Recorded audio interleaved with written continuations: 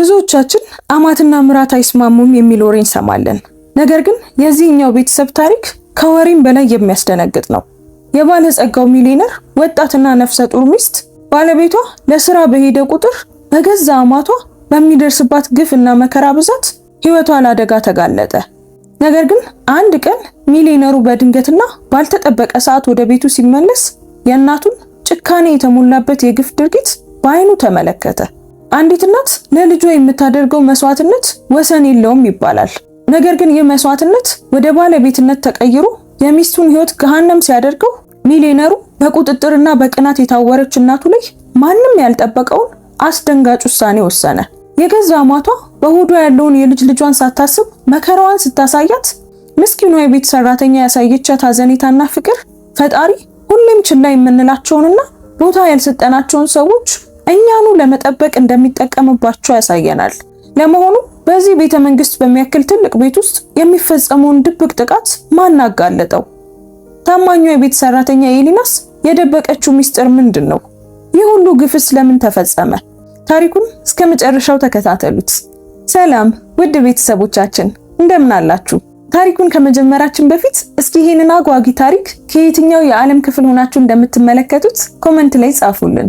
እነዚህ ታሪኮች ምን ያህል ርቀት እንደሚጓዙ ማወቅ ስለምንፈልግ ያላችሁበትን ሀገር ዓለም የከተማችሁን ስም ጻፉልን። ታሪኩ ብዙ ሰዎች ጋር እንዲደርስም በደግነት ላይክ አድርጋችሁ ጀምሩት። የእናንተ አንድ ላይክ ለቻናላችን እድገት ትልቅ ዋጋ አለው። እንደዚህ አይነት መሳጭ የሆኑ ታሪኮችን መስማት የምትወዱ ከሆነ ሰብስክራይብ በማድረግ ቤተሰባችንን ተቀላቀሉ። በየቀኑ የምንለቃቸው ታሪኮች እንዳያመልጧችሁ የደውል ምልክቱን ተጫኑ። አሁን በቀጥታ ወደ ታሪካችን እንመለስ። ሚሊዮነሩ ከስራ ጉዞ 2 ቀናት ቀድሞ ወደ ቤቱ ተመለሰ። ነፍሰ ጡር ባለቤቱን ሰርፕራይዝ ማድረግና ህፃኑ ከመወለዱ በፊት ከሷ ጋር ጊዜ ማሳለፍ ፈልጎ ነበር። ነገር ግን በዚህ ዕለት ከሰዓት በቤቱ በር ሲገባ ያየው ነገር ህይወቱን ለዘላለም የሚቀይር ነበር። ዊሊያም ሚለር በከተማው ውስጥ 3 የተሳኩ የኮምፒውተር መደብሮች አሉት። ንግዱን ለመገንባት 15 ዓመታትን በትጋት ሰርቷል። አሁን ደግሞ ሚሊዮነር ሆኗል። ሰዎች ያከብሩታል። ሚስተር ሚለር እያሉ ይጠሩትና በንግድ ስብሰባዎች ላይ እጁን ይጨብጡት ነበር።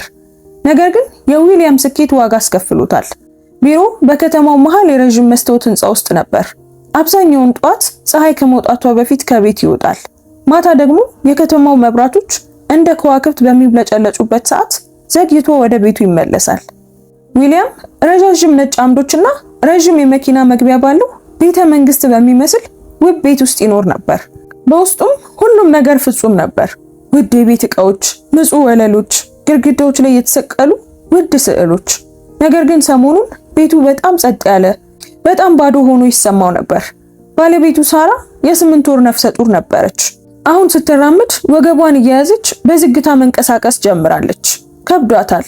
ህፃኑ በጥቂት ሳምንታት ውስጥ ይወለዳል።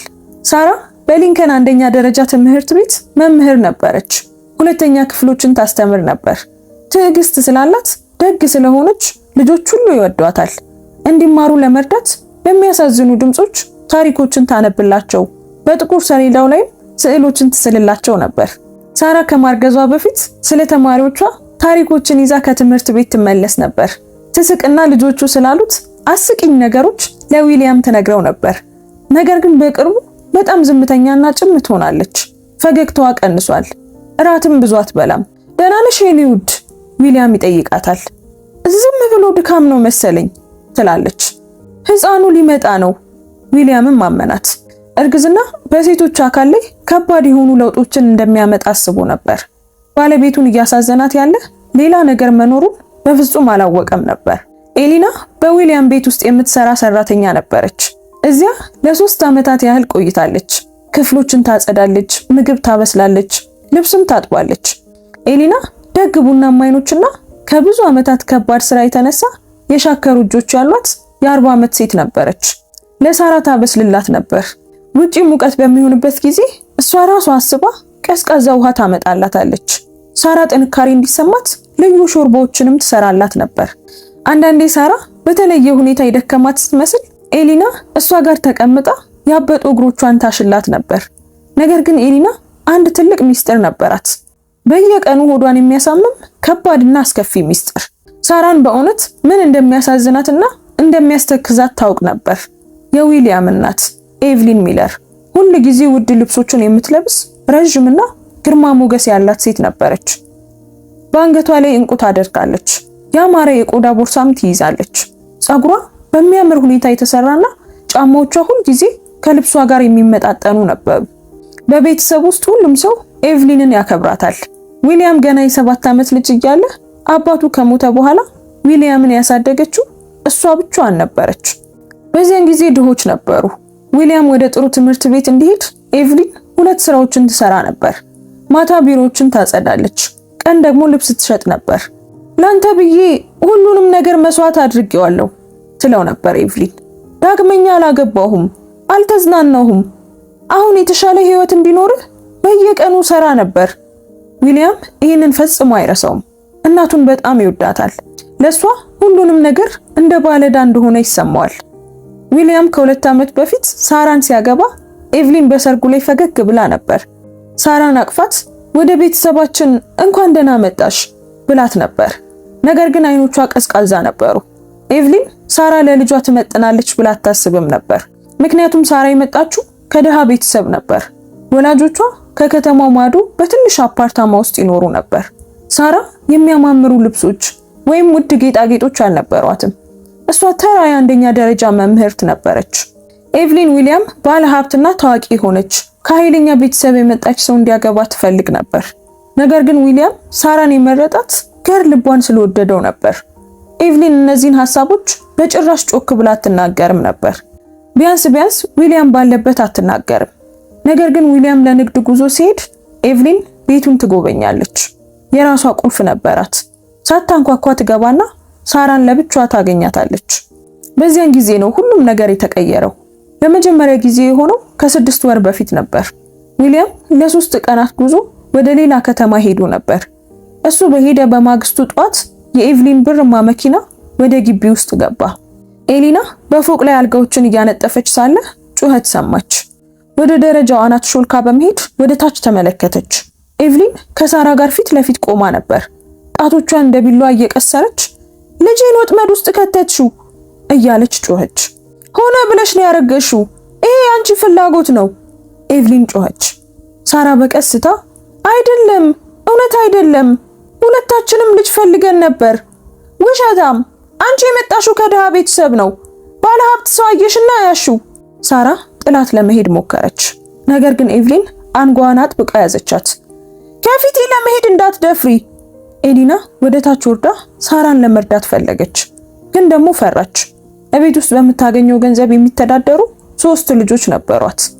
ኤቭሊንን ካስቆጣቻት ስራዋን ልታጣ እንደምትችል አሰበች። ስለዚህ ኤሊና ተደብቃ ቀረችና በውስጧ እየታመመች የሚሆነውን ተመለከተች። ከዚያ ቀን በኋላ ተደጋግሞ ተከሰተ። ዊሊያም ለስራ በሄደ ቁጥር ኤቭሊን ትመጣ ነበር። በሄደች ቁጥር ደግሞ ነገሩ እየተባባሰ ይሄዳል። ኤቭሊን አሰቃቂ ነገሮችን ትናገራለች። ያ ህፃን ምናልባትም የዊሊያም ላይሆን ይችላል። በዚህ ቤተሰብ ውስጥ ለመሆን የሚያስችል ምንም አይነት ብልሃት የለሽም። ያ ልጅ ሲወለድ አንቺ ምን አይነት ሴት እንደሆንሽ ሁሉንም ነገር እንዲያውቅ አደርጋለሁ። አንዳንዴ ኤቭሊን የሳራን እጆች በጣም አጥብቃ ስለምትይዛቸው ቀይ ምልክቶች በእጆቿ ዙሪያ ይታዩ ነበር። አንድ ጊዜ ሳራን ገፋቻትና ሳራ በኩሽናው ጠረጴዛ ላይ ወደቀች። ኤሊና ልትረዳት ተቻኮለች። ነገር ግን ሳራ ለዊሊያም እንዳትነግረው ለመነቻት። እባክሽን ኤሊና አለች ሳራ። እንባዋ እየፈሰሰ ነበር። ዊሊያም ካወቀ በእኔና በእናቱ መካከል መምረጥ ይኖርበታል። እኔ ደግሞ እሱ ይሄንን እንዲያደርግ አልፈልግም። እሷ ብቻ ናት ያለችው፣ ለብቻዋ አሳድገዋለች። እሱን ከሷ መውሰድ አልችልም። ኤሊና በጣም ተሰማት። ለዊሊያም እውነቱን መንገር ትፈልጋለች። ነገር ግን ሳራ ለምን ዝም እንዳለች አሁን ገባት። ሳራ ዊሊያምን በጣም ስለምትወደውና እሱን ለመጠበቅ በሚስጥር ለመሰቃየት ፍቃደኛ ሆና ነበር። ስለዚህም ኤሊና ሚስጥሩን ጠበቀች። ዝም ብላ ግን ትከታተል ነበር። በንቃት ትከታተል ነበር። ሁሉንም ነገር አስታወሰች። እናም በሆነ መንገድ በሆነ ቀን እውነቱ ይወጣል ብላ ተስፋ በማድረግ ጠበቀች። አንድ ሐሙስ ጧት ዊሊያም ከቤቱ 300 ሜትር ርቀት ላይ በሚገኝ ሆቴል ውስጥ በስብሰባ አዳራሽ ተቀምጦ ነበር። የንግድ ገለጻ እየሰማ መሆን ነበረበት። ነገር ግን ምንም ትኩረት ማድረግ አልቻለም። ስብሰባው ከመጀመሩ በፊት ጠዋት ላይ ለሳራ ደውሎላት ነበር። ሄሎ። የሳራ ድምፅ ደካማና የፈራ ይመስል ነበር። ሰላም ውዴ፣ ዛሬ እንዴት ነሽ? ደህና ነኝ። ዝም ብሎ ግን ደክሞኛል። ድካም ነው፣ አትጨነቅ።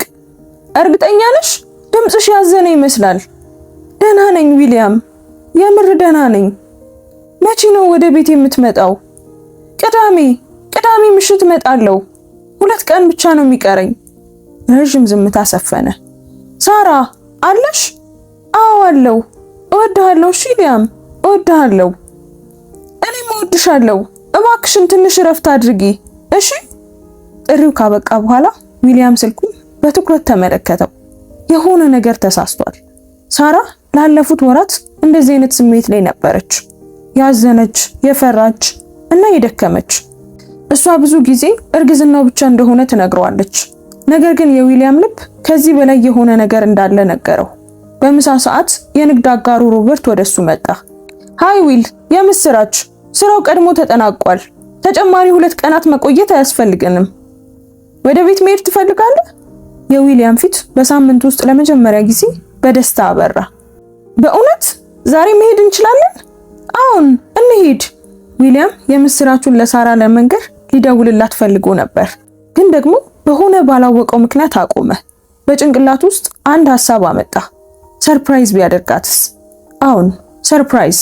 ወደምትወደው የአበባ መሸጫ መደብር ጎራ ብሎ የምትወደውን ቢጫ ጽጌረዳ ሊገዛላት ይችላል።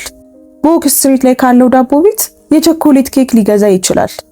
በቤቱ በር ገብቶ የናፈቀው ፈገግታዋን ሊያይ ይችላል። ምናልባት ሰርፕራይዝ በማድረግ ያበረታታት ይሆናል። ምናልባት እንደገና ደስተኛ ያደርጋት ይሆናል። ዊሊያም ሻንጣውን በተቻለው ፍጥነት አስተካከለና ከሆቴሉ ወጣ። ወደ አውሮፕላን ማረፊያው ነዳ እና ወደ ቤት በሚሄደው ቀጣይ በረራ ላይ ተሳፈረ። ከ4 ሰዓታት በኋላ አውሮፕላኑ አረፈ። ዊሊያም መኪናውን ከአውሮፕላን ማረፊያው ማቆሚያ ወስዶ ወደ ቤቱ አመራ። አበባ መሸጫው ጋር ቆሞ ትልቅ የቢጫ ጽጌረዳዎችን እቅፍ ገዛ። ወደ ዳቦ ቤቱ ጎራ ብሎ የሳራን ተወዳጅ የቾኮሌት ኬክ ገዛ። በመንገዱ ላይ እያሽከረከረ ሳለ ፀሐይ መግባት ጀምራ ነበር። ሰማዩ ብርቱካናማና ሮዝ ሆኗል። ዊሊያም ፈገግ አለ። የሳራ ፊት ላይ የሚታየውን ስሜት ለማየት በጣም ጓጉቷል። ነገር ግን ወደ መኪና መግቢያው ሲታጠፍ ከቤቱ በር አጠገብ የቆመች ብርማ መኪና አየ። የእናቱ መኪና። ዊሊያም ፊቱን አኮሳተረ። እናቱ ለምን እዚህ መጣች? እሱ ጉዞ እንደሆነ ታውቃለች። ብዙውን ጊዜ እሱ ቤት በሚሆንበት ጊዜ ብቻ እንደምትመጣ ነበር የሚያስበው። መኪናውን አቁሞ አበባውንና ኬኩን ይዞ ወረደ።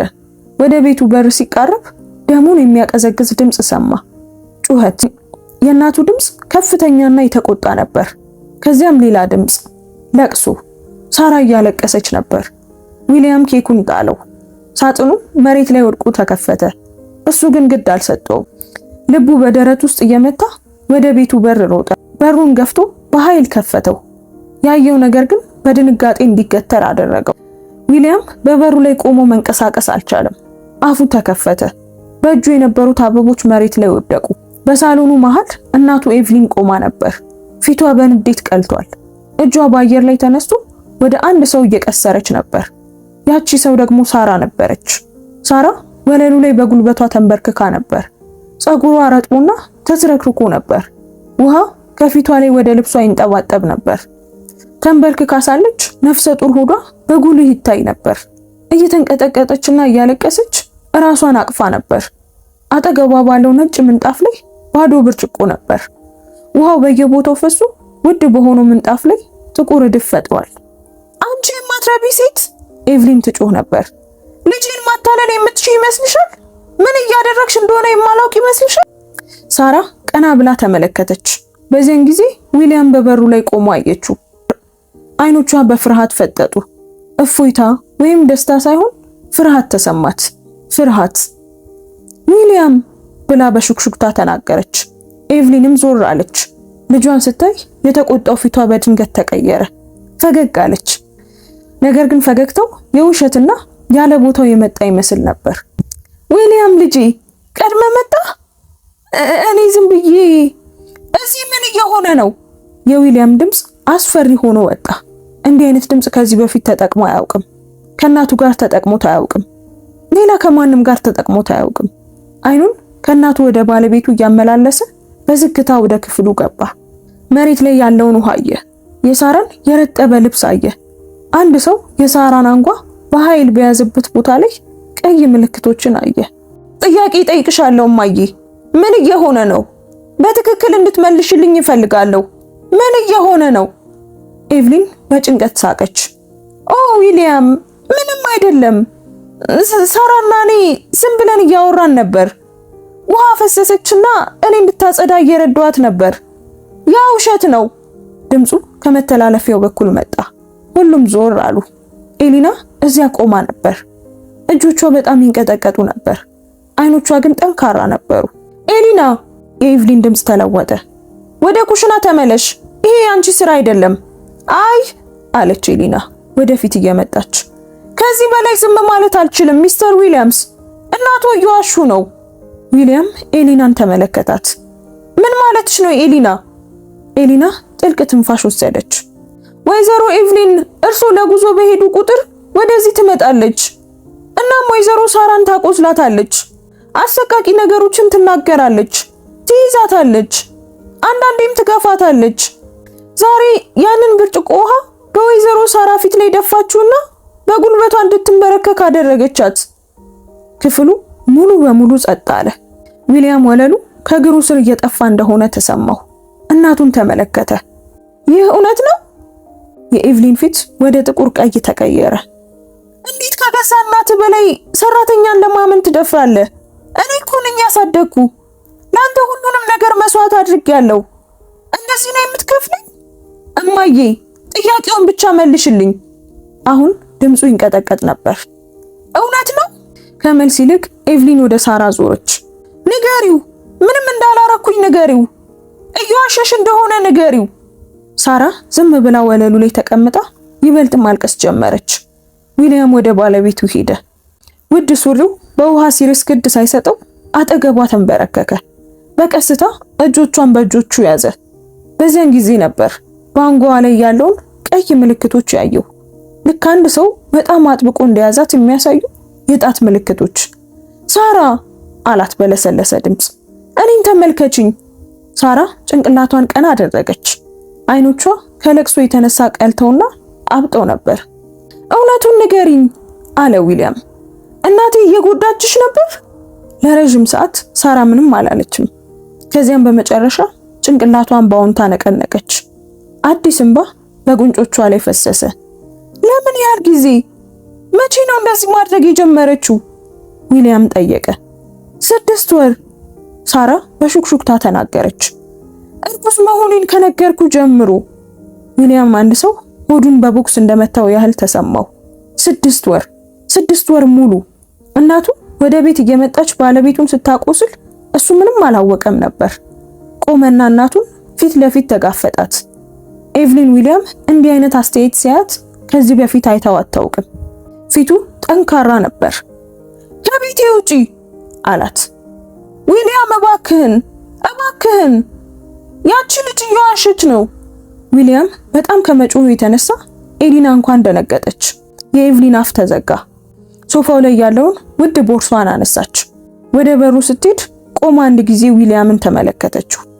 ትልቅ ስህተት እየሰራ ነው አለች። ድምጿ ቀዝቃዛ ነበር። ከኔ ይልቅ እሷን በመምረጥ ትቆጫለህ። እኔ እናትህ ነኝ። ደም ነው ዊሊያም፣ ታየዋለህ። እናም ወደ እኔ ትመለሳለህ። ስትመለስ ደግሞ እኔ ይህንን ያደረከውን ነገር አረሰውም፣ በፍጹም አረሰውም። እማዬ፣ እንደገና ወደ ባለቤቴ አጠገብ ከደረሽ አለ ዊሊያም፣ ለፖሊስ እደውላለሁ። ገብቶሻል እማዬ? ለፖሊስ አስይዝሻለሁ። የኤቭሊን አይኖች በእንባ ተሞሉ። ነገር ግን የንዴት እንባ እንጂ የሐዘን እንባ አልነበሩም። ዞር ብላ በበሩ ወጣች። ከጥቂት ቆይታ በኋላ የመኪናዋ ሞተር ሲነሳና በግቢው ላይ የጎላ ድምፅ እየሄደች እንደሆነ አሰማ። ቤቱ ከሳራ ለስላሳ ለቅሶ በስተቀር ጸጥ አለ። ዊሊያም እንደገና ተንበረከከና ሳራ እንድትቆም በጥንቃቄ ረዳት። እግሮቿ ይንቀጠቀጡ ነበር። እሷን ደግፎ ወደ ደረቱ አስጠጋት። ይቅርታ አለች ሳራ በደረቱ ላይ ተደፍታ እያለቀሰች። በጣም ይቅርታ፣ ልነግርህ ፈልጌ ነበር፣ ልነግርህ ይገባ ነበር። በመካከላችን እንድትመርጥ አልፈለኩም ነበር። እሷ እናትህ ናት፣ ብቻዋን ነው ያሳደገች። በእኔና በሷ መሃል እንድትመርጥ ልጠይቅ አልቻልኩም። ዊሊያም በቃ ይበቃል፣ አሁን ምንም አትናገሪ፣ ዝም በይ እያለ የረጠበ ጸጉሯን አሻሸ። ምንም የምታዝኝበት ነገር የለም፣ ምንም ሰምተሽኛል? አሁንም በኮሪደሩ ላይ ቆማ በዝግታ የምታለቅሰውን ኤሊናን ተመለከታት። ኤሊና፣ እውነቱን ስለነገርሽኝ አመሰግናለሁ። ይሄ በጣም ከባድ እንደሆነ አውቃለሁ። ኤሊና አይኖቿን በአፕሮኗ ጠረገች። ቀድሜ ልነግርህ ይገባ ነበር ሚስተር ዊሊያም፣ ይቅርታ፣ በጣም ፈርቼ ነበር። ይሄ ያንቺ ጥፋት አይደለም አለ ዊሊያም። ከዚህ ውስጥ አንዳቸውም ያንቺ ጥፋት አይደሉም። ሳራን ወደ ትልቁ ለስላሳ ሶፋ እንድትሄድ ረዳትና በቀስታ አስቀመጣት። ከዛም ፊት ለፊቷ ተንበርክኮ አይኖቿን ተመለከተ። ሁሉንም ነገር እንድትነግሪኝ እፈልጋለሁ አላት። ያደረገችውን እያንዳንዱን ነገር፣ የተናገረችውን እያንዳንዱን ቃል መናገር ትችያለሽ? አሁን ትችያለሽ?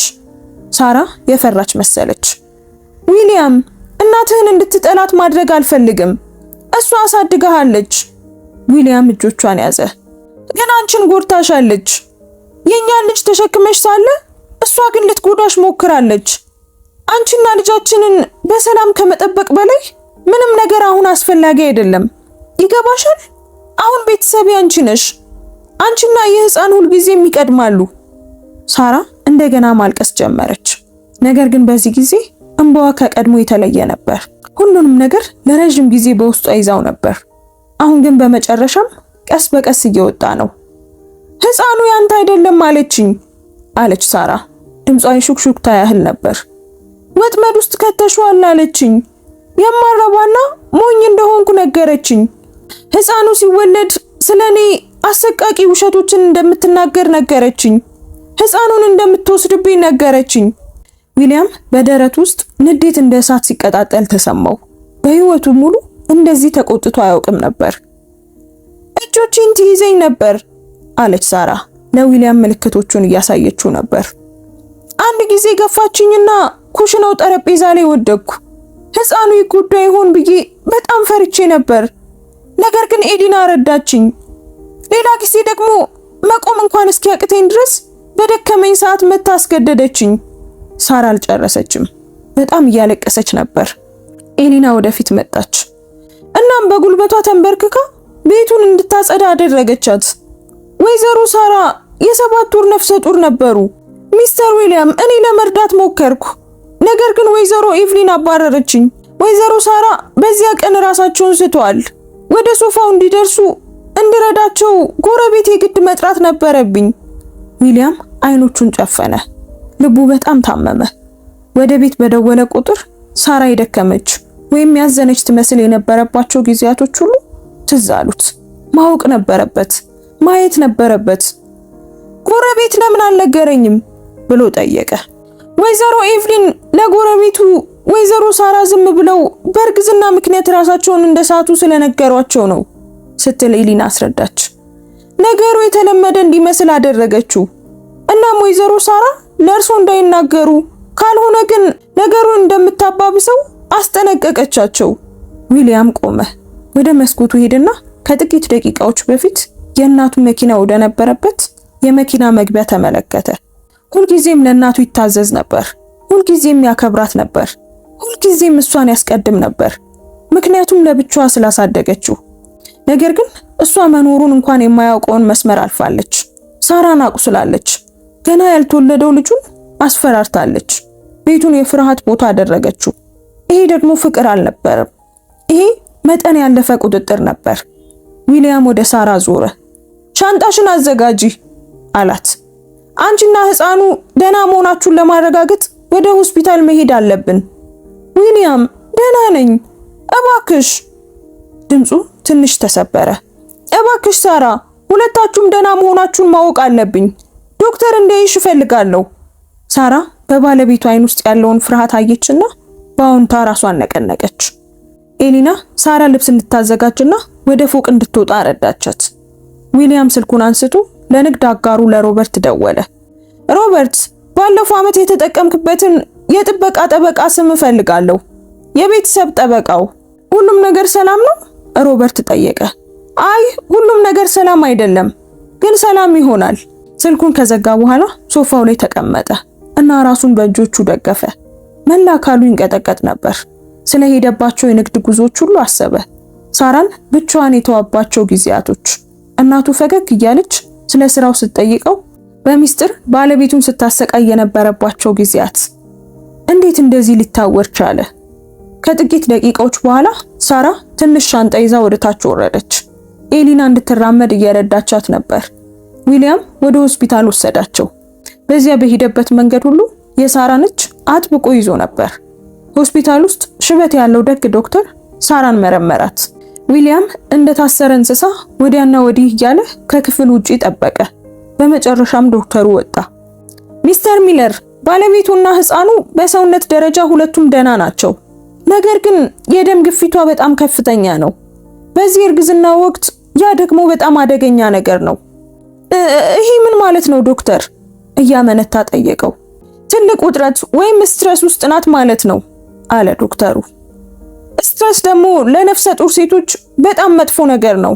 ህፃኑ ቀድሞ እንዲወለድ ሊያደርገው ይችላል። ችግሮችንም ሊያመጣ ይችላል። ባለቤቱ እረፍትና ሰላም፣ ፍጹም አይነት መረጋጋት ያስፈልጋታል። ተረድተኸኛል? ዊሊያም በአዎንታ ራሱን ነቀነቀ። ገብቶኛል። የደም ግፊቷን ለመከታተል ደግሞ ዛሬ ማታ እዚህ እንድትቆይ እፈልጋለሁ። ከፍተኛ ሆኖ ከቀጠለ ምጥ ቀድሞ እንዲመጣ ማድረግ ሊኖርብን ይችላል። ዊሊያም ሆዱ እንደተረበሸ ተሰማው። ህፃኑ እኮ ለመወለድ ገና 3 ሳምንት ይቀረዋል። አውቃለሁ አለ ዶክተሩ በለሰለሰ ድምፅ። ነገር ግን የባለቤቱ የደም ግፊት ከባሰ ሌላ አማራጭ ላይኖረን ይችላል። ህፃኑ ከውስጥ ይልቅ ውጪ ቢሆን ደህንነቱ የተጠበቀ ይሆናል። ዶክተሩ ከሄደ በኋላ ዊሊያም ወደ ሳራ ክፍል ገባ። በዝግታ ድምፅ ከሚያሰሙ ሞኒተሮች ጋር ተገናኝታ በሆስፒታሉ አልጋ ላይ ተኝታ ነበር። በጣም ትንሽና የደከመች ትመስል ነበር። ዊሊያም ወንበር ወደ አልጋው አስጠግቶ እጇን ያዘ። እኔ እዚህ ካንቺ ጋር እቆያለሁ እሺ አላት። ዊሊያም መቆየት የለብህም። አይ መቆየት አለብኝ አላት በጥንካሬ። ካሁን በኋላ በፍጹም ብቻሽን አልተውሽም። በፍጹም። ሳራ እጁን አጥብቃ ያዘች። ስለ እናትህ ምን ልታደርግ ነው? ዊሊያም ለረጅም ጊዜ ዝም አለ። ከዚያም እንዲህ አላት። አላውቅም፣ እስካሁን ድረስ አላውቅም። ግን ዳግመኛ ወደ አንቺ እንደማትቀርብ አውቃለሁ። ምንም ማድረግ ቢኖርብኝ ግድ የለኝም። ዋናው አሁን ደህና ነሽ። ቃል እገባልሻለሁ። ደህና ትሆኛለሽ። እጠብቅሻለሁ። ከመስኮት ውጪ ፀሐይ ሙሉ በሙሉ ገብታለች። ሰማዩ ጨልሟል። በሆስፒታሉ ክፍል ውስጥ ሞኒተሮቹ የህፃኑን የልብ ትርታ እየተቆጣጠሩ ያለማቋረጥ ይጮሃሉ። ዊሊያም የባለቤቱን እጅ ይዞ እዚያ ተቀምጧል እና ቃል ገብቶላታል። ከዚህ በፊት እሷን መጠበቅ ተስኖት ነበር። ታውሮ ነበር። ሞኝ ሆኖ ነበር። ነገር ግን ያ ዳግመኛ አይከሰትም። ምንም ቢጠይቅ ማድረግ ያለበትን ሁሉ አድርጎ ቤተሰቡን በሰላም ይጠብቃል። ይህ ደግሞ እናቱን ለዘላለም ማጣትም ሊሆን ይችላል። በዚያ ምሽት ዊሊያም በጭራሽ አልተኛም። ሳራ ተኝታ እያለ ከሳራ አጠገብ ባለው የማይመች የሆስፒታል ወንበር ላይ ተቀምጦ ይጠብቃት ነበር። በየጥቂት ደቂቃው የህፃኑ የልብ ትርታ አሁንም ጠንካራና ወጥ መሆኑን ለማረጋገጥ ሞኒተሮቹን ይመለከታል። እኩለ ሌሊት አካባቢ ከእናቱ የተላከ የጽሑፍ መልእክት ደረሰው። ዊሊያም፣ የግድ መነጋገር አለብን። ሞኝ እየሆንክ ነው። ያቺ ልጅ በገዛ እናት ላይ አነሳስተሃለች። ደውልልኝ። ዊሊያም ምንም ሳይመልስ መልእክቱን አጠፋው። ከ5 ደቂቃ በኋላ ሌላ መልእክት መጣ። ለአንተ ብዬ ሁሉንም ነገር መስዋዕት አድርጌያለሁ። እንዴት እንደ ቆሻሻ ትጥለኛለህ? ክብር ይገባኛል። አሁንም አጠፋው። ሌላ መልእክት። ጥሩ አትመልስ፣ ነገር ግን በዚህ ትቆጫለህ። እኔ እናትህ ነኝ። ደም ከውሃ ይወፍራል። እሷ ማንም አይደለችም። ዊሊያም ስልኩን አጠፋና ኪሱ ውስጥ ከተተው። ከሌሊቱ 8 ሰዓት አካባቢ ሳራ ነቃች። ቀና ስትል ዊሊያም አሁንም ወንበሩ ላይ ተቀምጦ ሲጠብቃት አየችው። ወደ ቤት ሄደህ መተኛት አለብህ ብላ ተናገረች። እኔ የትም አልሄድም አለ ዊሊያም ወንበሩን ይበልጥ ወደሷ እያስጠጋ። ምን እየተሰማሽ ነው? ድካም፣ ፍርሃት ይሰማሻል? ሳራ እጇን ሆዷ ላይ ያደረገች። ህፃኑ በጣም ሲራገጥ ነበር። የሆነ ችግር እንዳለ ያወቀ ይመስለኛል። ትንሽ ፈገግ አለች። ሴት ልጅ እንደሆነች ይሰማኛል። ለምን እንደሆነ አላውቅም፣ ግን ዝም ብዬ ሴት ልጅ ትመስለኛለች። ዊሊያም እጁን ዘርግቶ በሳራ ሆድ ላይ አደረገ። ወዲያውኑ ሕፃኑ ተራገጠ። በእጁ መዳፍ ላይ ተሰማው። ከውስጥ የመጣ ትንሽና ጠንካራ ግፊት ነበር። ጠንካራ ናት አለ። ድምፁ በአድናቆት ተሞልቶ ነበር። መሆን አለባት። እንደዚህ አይነት አያት ካላት የግድም ጠንካራ መሆን አለባት። የዊሊያም ፊት ጠቆረ። እናቴ የዚህ ሕፃን ሕይወት አካል በፍጹም አትሆንም። ያደረገችውን ካደረገች በኋላ አይሆንም። ይሄ የማይሆን ነገር ነው። ዊሊያም፣ ሳራ መነታች። እርግጠኛ ነህ? እሷ እኮ ብቸኛ ቤተሰብህ ናት። አባት የለህም። እናትህ ለብቻዋ ነው ያሳደገች። እሷን ሙሉ በሙሉ ማግለል ማንም እንዳይኖርህ ያደርጋል። አይ እውነት አይደለም አለ ዊሊያም የሳራን አይኖች እያየ ነበር። አንቺ አለሽኝ፣ ልጃችንም ትኖረኛለች፣ ኤሊና አለች። ያ አብዛኛው ሰው ከሚያገኘው በላይ ብዙ ቤተሰብ ነው። ግን በኋላ ቢቆጭህስ? ዊሊያም ጭንቅላቱን ነቀነቀ። ብቸኛው የምቆጭበት ነገር ቀድሜ ያለማየቴ ነው። እናቴ ስትበድልሽ ቀድሜ ያለማየቴ ነው። ነፍሰ ጡርና ደካማ በነበርሽበት ሰዓት እሷ ግን ጎዳችሽ፣ ልጃችንንም አስፈራራች። ለዚህ ደግሞ ምንም ምክንያት የለም፣ ምንም። እንባ በሳራ ጉንጭ ላይ ፈሰሰ። ከኔ ይልቅ እሷን ትመርጣለህ ብዬ በጣም ፈርቼ ነበር። በፍጹም አለ ዊሊያም በጥንካሬ። አንቺ እኮ ሚስቴ ነሽ፣ የልጄ እናት ልትሆኚ ነው። ሁልጊዜ አንቺ ነሽ የምትቀድሚው። እናም በጣም ይቅርታ የሆነውን ነገር ልትነግሪኝ እንደማትቺ እንዲሰማሽ ስላደረኩሽ ይቅርታ። አይ እሱ ያንተ ጥፋት አልነበረም። አይ ነበር፣ በእርግጥም የኔ ጥፋት ነበር ብሎ ዊሊያም አቋረጣት። የበለጠ ትኩረት መስጠት ነበረብኝ። ደስተኛ እንዳልነበርሽ ማስተዋል ነበረብኝ። ብዙ ጥያቄዎችን መጠየቅ ነበረብኝ። እኛን ለማስተዳደር በመስራት በጣም ተጠምጄ ነበር። በገዛ ቤቴ ውስጥ ምን እየሆነ እንደነበር አላየሁም። እጅ ለእጅ ተያይዘው ለጥቂት ጊዜ ዝም ብለው ተቀመጡ። በመጨረሻም ሳራ እሺ አሁን ምን ልታደርግ ነው ብላ ጠየቀችው። ነገ ለጠበቃ ደውላለሁ አለ ዊሊያም። በእናቴ ላይ የፍርድ ቤት እግድ ትዕዛዝ አውጣለሁ። ያ ማለት በሕጉ መሰረት ወደ አንቺ ወይም ወደ ሕፃኑ መቅረብ አትችልም ማለት ነው። በጣም ትቆጣለች። ግድ የለኝም፣ ትቆጣ። አንቺን ከመግዳቷ በፊት ስለዚያ ማሰብ ነበረባት። በማግስቱ ጧት ዶክተሩ ሳራን ለማየት ተመለሰ። የደም ግፊቷ ትንሽ ተሻሽሏል፣ ግን አሁንም ከፍተኛ ነበር። አንድ ተጨማሪ ሌሊት እንድትቆይ እንደሚፈልግ ዶክተሩ ተናገረ። እስከ ነገ ድረስ የደም ግፊቷ ካልወረደ ምጥ ቀድሞ እንዲመጣ ስለማድረግ ማሰብ ይኖርብናል። ዊሊያም በአዎንታ ራሱን ነቀነቀ። ዶክተር፣ ጥሩ ነው ብላችሁ የምታስቡትን ሁሉ አድርጉ። ዶክተሩ ከሄደ በኋላ ዊሊያም ሳራን ግንባሯ ላይ ሳማት። አንዳንድ ነገሮችን ለማስተካከል ለጥቂት ሰዓታት ወደ ቤት መሄድ አለብኝ። ነገር ግን ኤሊና እዚህ ካንቺ ጋር ትቆያለች። ከሰዓት እመለሳለሁ። እሺ አለች ሳራ። ተጠንቀቅ እሺ ዊሊያም ወደ ቤቱ ነዳ። ወደ ቤት ሲገባ ሁሉም ነገር መደበኛ ይመስል ነበር። አሁን ግን ስሜቱ ሁሉ የተለየ ነበር። ቤተሰቡ በሰላም የሚኖርበት የመሰለው ቦታ ለባለቤቱ እስር ቤት ሆኖ ነበር።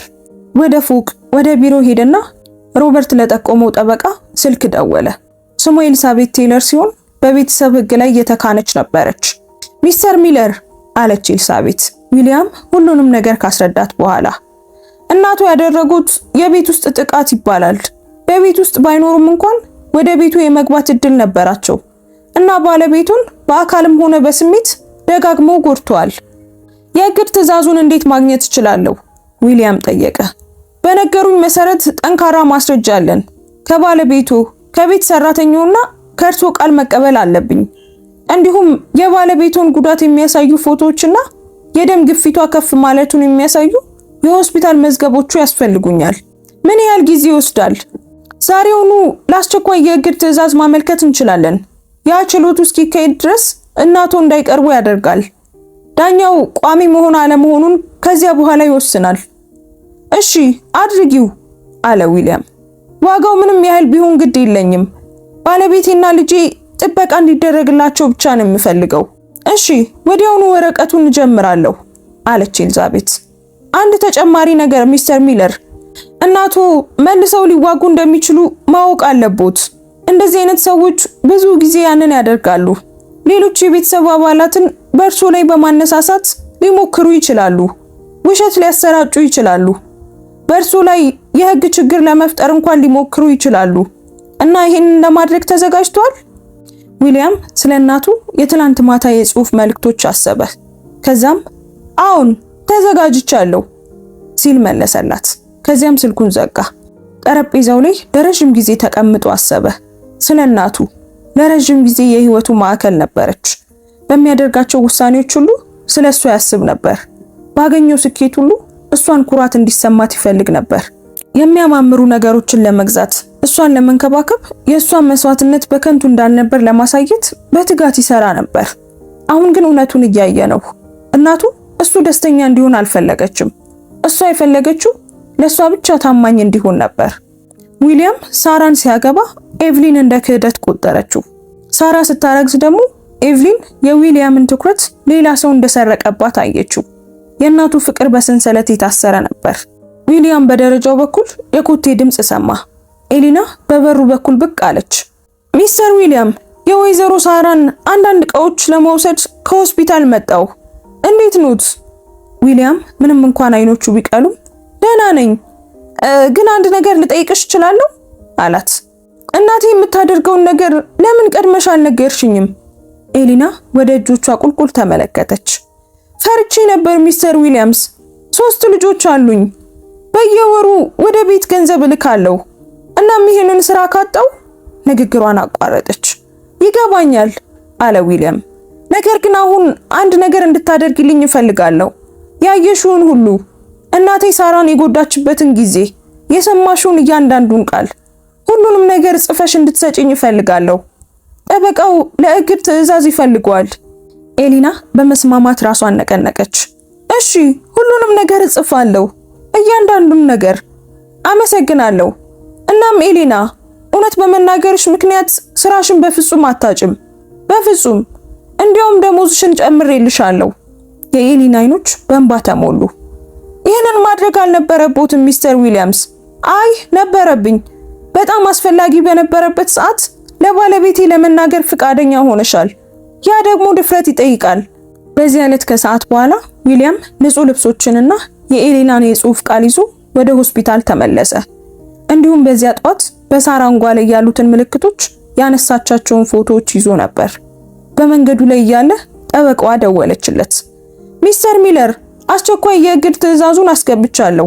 እናቶ ማሳሰቢያው ከሰዓት በፊት ደርሷቸዋል። ከቤቶ፣ ከባለቤቶ ወይም ባለቤቶ ሁልጊዜ ከምትሄድባቸው ቦታዎች በ500 ጫማ ርቀት ውስጥ እንዳይጠጉ ተከልክለዋል። ማሳሰቢያው ሲደርሳት ምን አለች? ትንሽ ዝምታ ሰፈነ። በጣም ተበሳጭተው ነበር። ወደ ቢሮአችን 17 ጊዜ ደውለዋል። በመጨረሻም ቁጥሩን ብሎክ ለማድረግ ተገደናል። እሺ አለ ዊሊያም በቀስታ። ሚስተር ሚለር፣ ላስጠነቅቆት እፈልጋለሁ። የራሳቸውን ጠበቃ አነጋግረዋል። በሕግ ትርጉም በሌላቸው በርካታ ነገሮች ሊከሱት እየዛቱ ነው። ዋናው ነጥብ ግን ዝም ብለው እንደማይቀመጡ ማወቅ አለቦት። እሺ፣ ዝም እንደማትል አውቃለሁ አለ ዊሊያም። ወደ ሆስፒታል እየተመለሰ ነበር። ሳራ አልጓ ላይ ተቀምጣ በጣም ተሽሏት ነበር። መልኳ አሁን ተመልሷል። ኤሊና በምትነግራት ነገር ፈገግ እያለች ነበር። ዊሊያም አለች ስታየው፣ ዶክተሩ የደም ግፊቴ እየቀነሰ እንደሆነ ነግሮኛል እና ምናልባት ነገ ወደ ቤት መሄድ ይችል ይሆናል። ዊሊያም ፈገግ አለ፣ ግን ፈገግታው ከልቡ አልነበረም። ሳራ ያንን አስተዋለች። ምን ተፈጠረ ብላ ጠየቀችው። ዊሊያም ስለ እግድ ትዕዛዙ ነገራት። እሷ እፎይታ የሚሰማት መስሎት ነበር። እሷ ግን በጣም የተጨነቀች መሰለች። አሁን በጣም ተቆጥታ ነው የሚሆነው አለች ሳራ። ዊሊያም፣ እናትህ ሽንፈትን የምትቀበል አይነት ሰው አይደለችም። መልሳ ትዋጋለች። ተሞክር አለ ዊሊያም። ሕጉ ከኛ ጋር ነው። ነገር ግን ይህንን እያለ እንኳን ዊሊያም በውስጡ ቀዝቃዛ ጭንቀት ተሰማው። እናቱን ያውቃታል። ሳራ ደግሞ ትክክል ነበረች። ኤቭሊን ሚለር ሽንፈትን ፈጽሞ አትቀበልም። በፍጹም።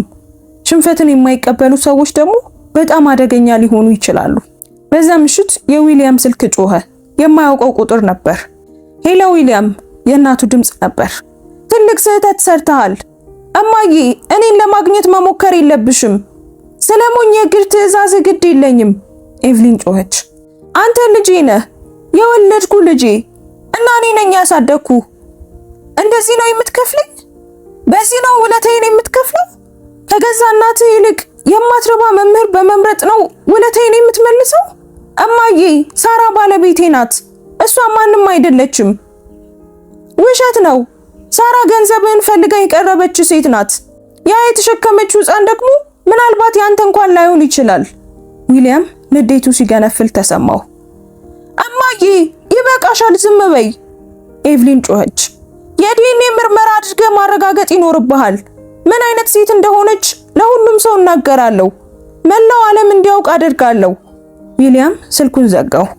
እጆቹ ይንቀጠቀጡ ነበር። ተኝታ ወደ ነበረችው ሳራ ተመለከተ። አሁን ሰላማዊ ትመስላለች። ፊቷ የረጋ ነው። አንዱ እጇ በሆዷ ላይ አርፏል። ቆመና ወደ መስኮቱ ሄደ። ውጪ የከተማው መብራቶች በጨለማ ውስጥ ያብለጨልጫሉ።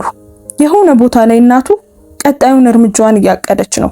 ዊሊያም እሷን ማባረርና የእግር ትዕዛዙን ማውጣት ብቻ በቂ ይመስለው ነበር።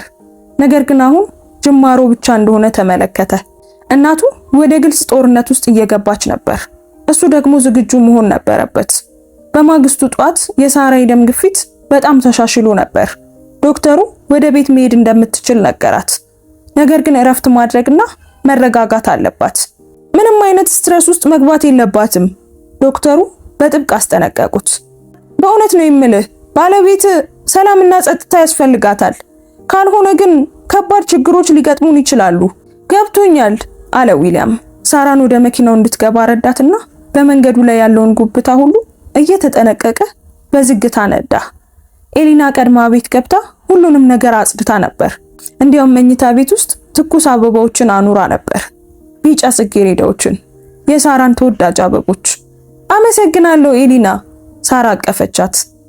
አሁን እርስዎ ረፍት ያድርጉ ወይዘሮ ሳራ አለች ኤሊና። ሁሉንም ነገር እኔ አስተካክላለሁ። ለ2 ቀናት ነገሮች ሰላማዊ ነበሩ። ዊሊያም ወደ ስራ አልሄደም። አልጋ ላይ ምግብ እያመጣላት እያነበበላትና ያበጡ እግሮቿን እያሸላት ከሳራ ጋር ቤት ቆየ። ስለ ሕፃኑ ስሞችና የልጁን ክፍል ምን አይነት ቀለም እንደሚቀቡ ታወሩ። ከወራት በኋላ ለመጀመሪያ ጊዜ ሳራ ደስተኛ ትመስል ነበር። ነገር ግን በሶስተኛው ቀን ሁሉም ነገር ተቀየረ። የዊሊያም ስልክ በማለዳ ጮኸ። የእናቱ ታላቅ ወንድም አጎቱ ሮበርት ነበር። ዊሊያም፣ የአጎቱ ሮበርት ድምፅ ቀዝቃዛ ነበር። መነጋገር አለብን። እንደምን አደርክ አጎቴ ሮበርት? ስለምንድን ነው የምንነጋገረው? እናትህ ትላንት ማታ ደውላልኝ ነበር። እያለቀሰች ነበር። ከቤት እንዳባረርካትና የእግር ትዕዛዝ እንዳወጣህባት ነገረችኝ። ምን እየሆነ ነው? የዊሊያም ልብ ደነገጠ። እንግዲህ ጀመረች ማለት ነው። አጎቴ ሮበርት፣ አንተ የማታውቀው ብዙ ነገር አለ። የማውቀው ይበቃኛል። አባትህ ከሞተ በኋላ ብቻዋን እንዳሳደገች ነው የማውቀው። ላንተ ስትል ሁሉን ነገር መስዋዕት እንዳደረገች አውቃለሁ። አሁን ግን ዛሬ ባገኘሃትና ባገባሃት ሴት ምክንያት እናትህን ወንጀለኛ እያደረካት ነው። አጎቴ ሮበርት፣ ሳራ የሆነች ሴት አይደለችም፣ ባለቤቴ ናት። እና ደግሞ እናቴ ትበድላት ነበር። ረጅም ዝምታ በመካከላቸው ሰፈነ። ከዚያም ሮበርት እንዲህ አለ። ይህ ከባድ ክስ ነው ዊሊያም። ማስረጃ አለህ? አዎ፣ የሰው ምስክርነትና ፎቶዎች፣ የሆስፒታል መዝገቦችም አሉኝ። ሌላ ዝምታ ሰፈነ። እኔ ይሄንን አላምንም። እናትህ እንደዚህ አይነት ነገር በፍጹም አታደርግም። እሷ እኮ እንደዚህ አይነት ሰው አይደለችም። በገዛ ዓይኔ አይቻለሁ አጎቴ ሮበርት።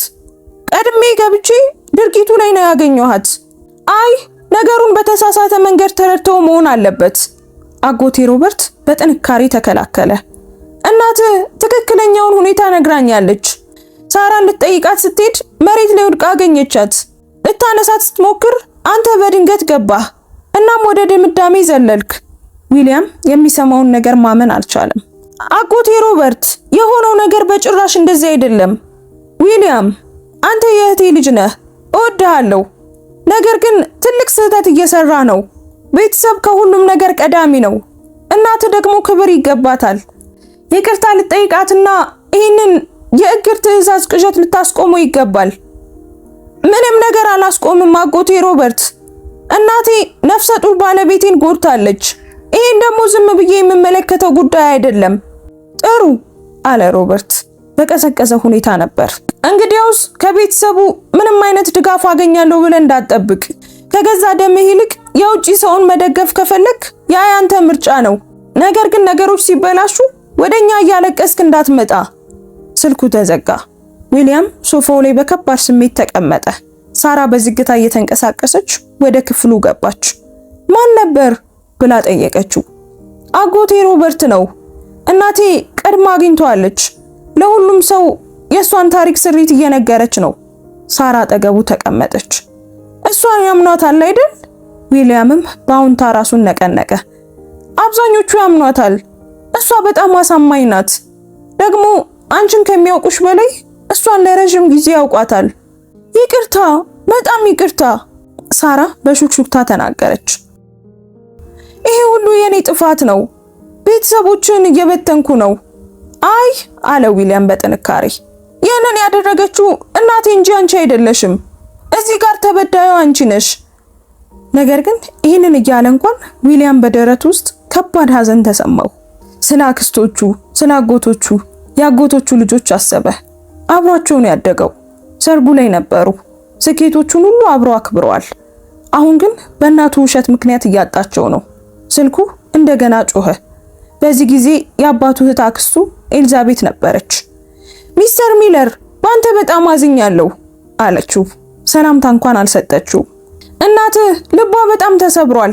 ቆይ እንዴት እንደዚህ ታደርጋለህ? ዊሊያም ለማስረዳት ሞከረ። ነገር ግን አክስት ኤልዛቤት ምንም አልሰማችውም። ንግግሩ ሳያልቅ ስልኩን ዘጋችበት። ከዚያም ያጎቱ ልጅ ማርከስ፣ ከዚያ ጄኒፈር፣ ከዚያ የእናቱ የቤተ ክርስቲያን ምርጥ ጓደኛ እያንዳንዳቸው እየደወሉ ተሳስተሃል፣ የማታመሰግን ነህ፣ የእናትህን ልብ እየሰበርክ ነው አሉት። ማንም የሱን ታሪክ ለመስማት ፈቃደኛ አልሆነም። እስከ ቀኑ 6 ሰዓት ድረስ ዊሊያም 15 ጥሪዎችንና ከዚያ እጥፍ የሚበልጡ የጽሑፍ መልእክቶች ደርሰውት ነበር። ሁሉም የተቆጡ ነበሩ። ሁሉም ከእናቱ ጎን የቆሙ ነበሩ። እሱን ለመደገፍ የሞከሩት 2 ሰዎች ብቻ ነበሩ። አንደኛው የንግድ አጋሩ ሮበርት ሲሆን፣ ሁለተኛዋ ደግሞ በሌላ ግዛት የምትኖረው ያጎቱ ልጅ ሳራ ነበረች። ዊል አምናሃለሁ አለች ሳራ ስትደውል። አክስቴ ኤልቪን ሁልጊዜ ተቆጣጣሪ እንደሆነች አስብ ነበር። ለሆነው ነገር ሁሉ አዝናለሁ። አመሰግናለሁ አለ ዊሊያም። ድምፁ ትንሽ እየተሰበረ ነበር። ይሄ ለኔ ምን ያህል ትልቅ ትርጉም እንዳለው አታውቂም። ከሰዓት በኋላ ይበልጥ የከፋ ነገር ተከሰተ። የቤቱ በር ተንኳኳ። ዊሊያም ሲከፍተው 2 ሰዎች ቆመው አገኘ። አንዲት ቦርሳ የያዘች ሴትና ማስታወሻ የያዘ ሰው ነበር። ሚስተር ሚለር አለች ሴቲቱ፣ እኔ ከህፃናት ጥበቃ አገልግሎት ሲፒኤስ ጄኒፈር ዋልሽ ነኝ። ይህ ደግሞ ኦፊሰር ማርቲሬዝ ነው። ስለዚህ ቤት ሪፖርት ደርሶናል። እርሶንና ባለቤቱን ማነጋገር አለብን። የዊሊያም ደም ቀዘቀዘ።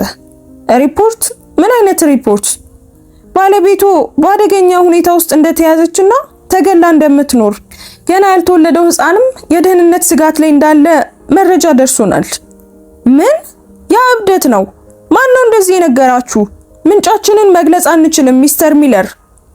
ወደ ውስጥ መግባት እንችላለን? ዊሊያም ሌላ ምንም አማራጭ አልነበረውም። ወደ ውስጥ አስገባቸው። ሳራ አይኖቿ በፍርሃት ፈጠው በዝግታ ከደረጃው ወረደች።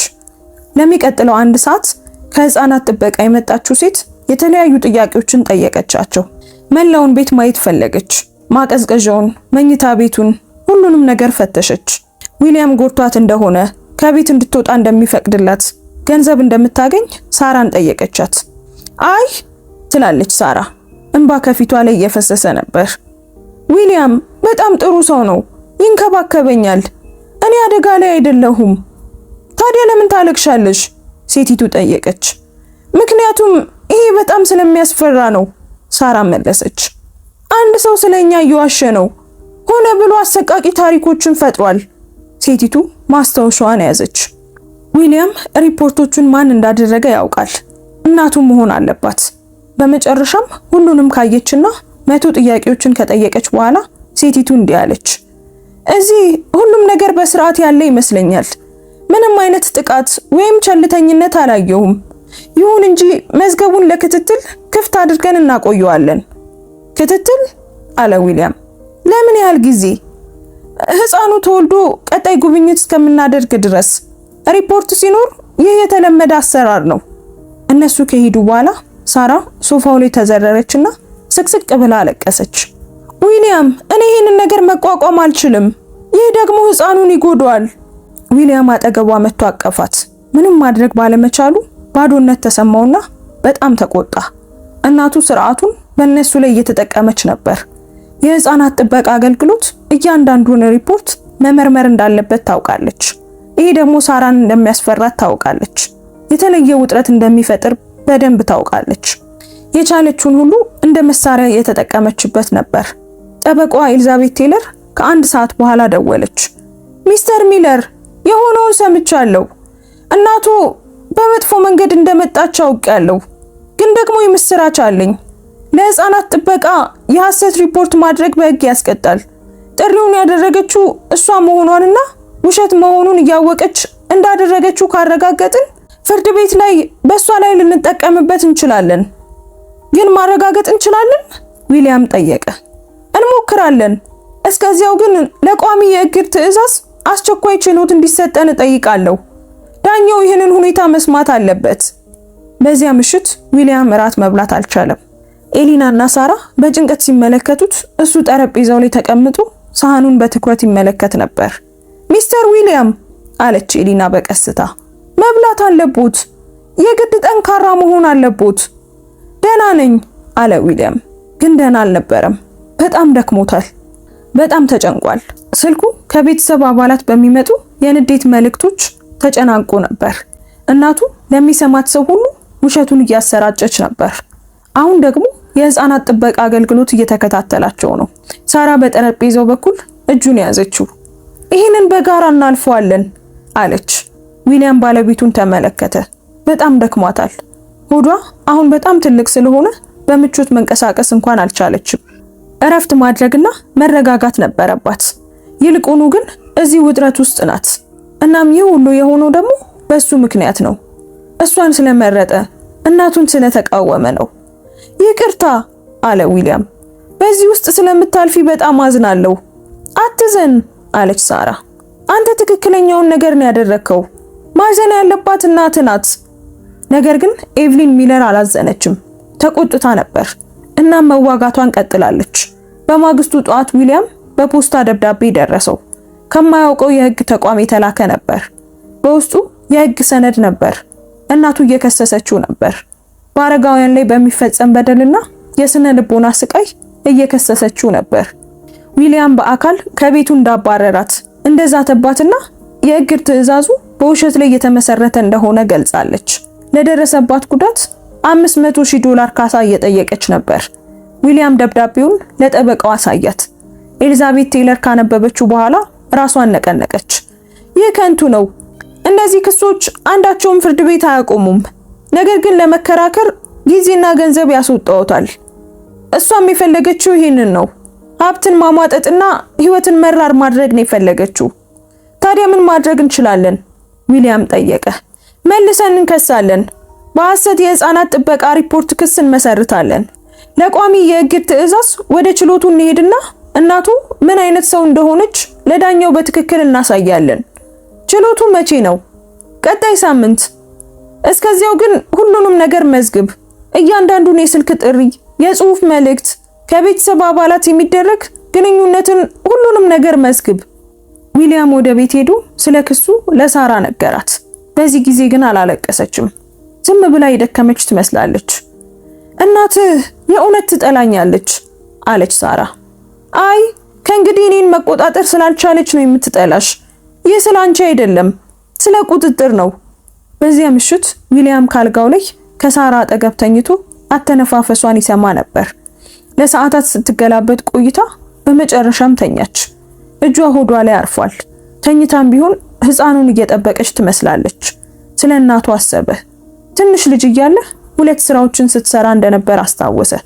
በኩሽና ጠረጴዛ ላይ ከሱ ጋር ተቀምጣ የቤት ስራውን ስታስረዳው አስታወሰ።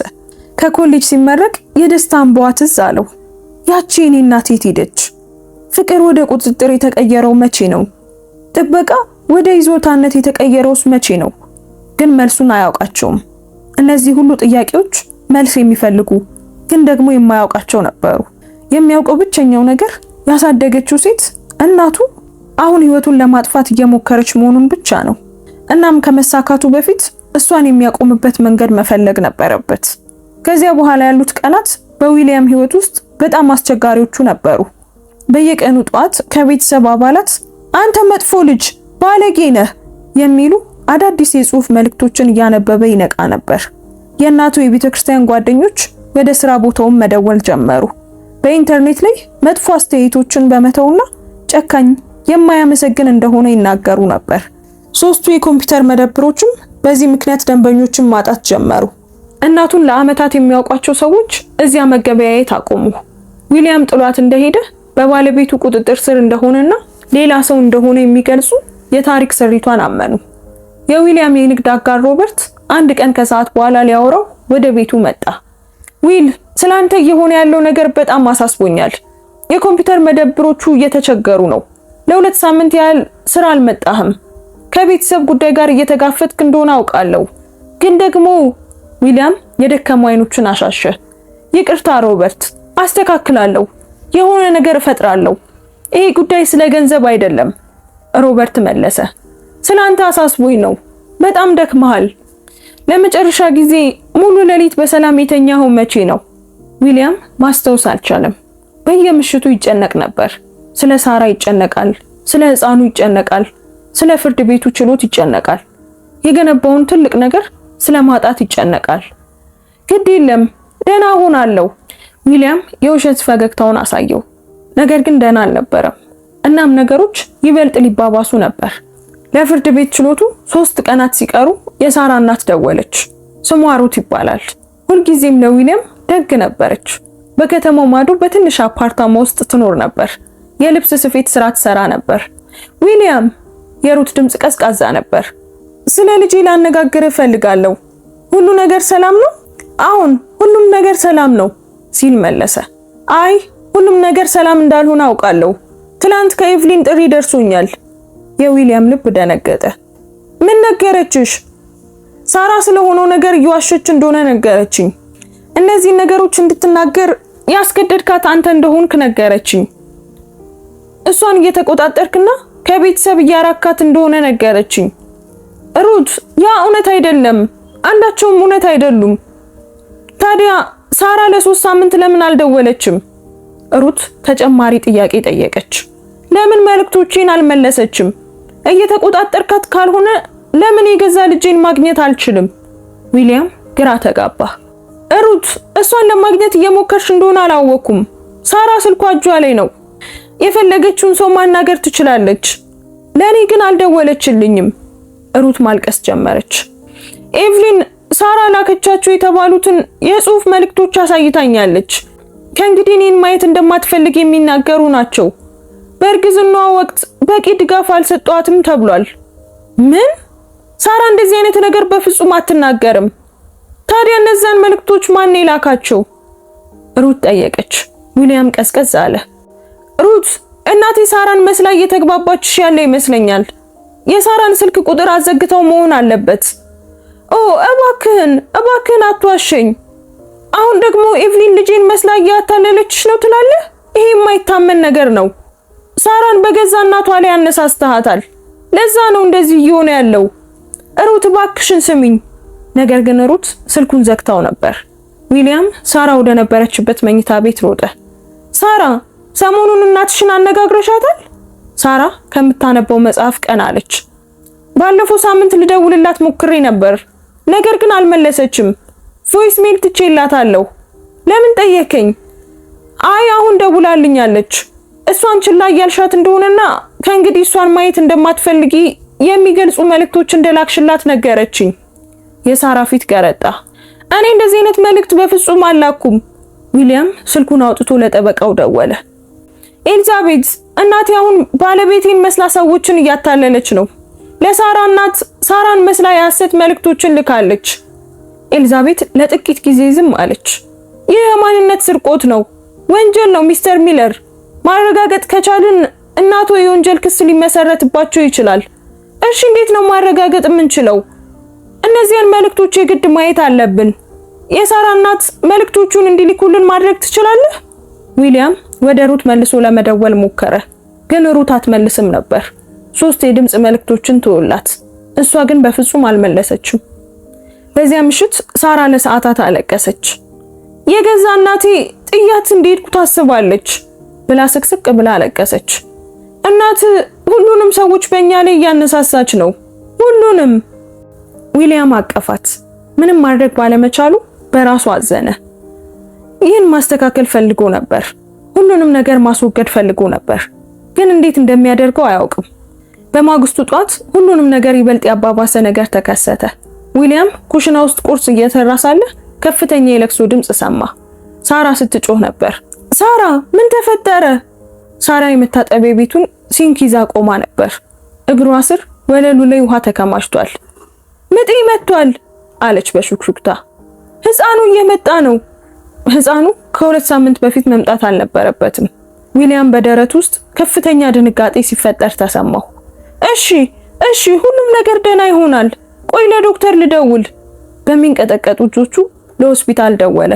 ነርሷ ሳራን ወዲያውኑ ይዞ እንዲመጣ ነገረችው።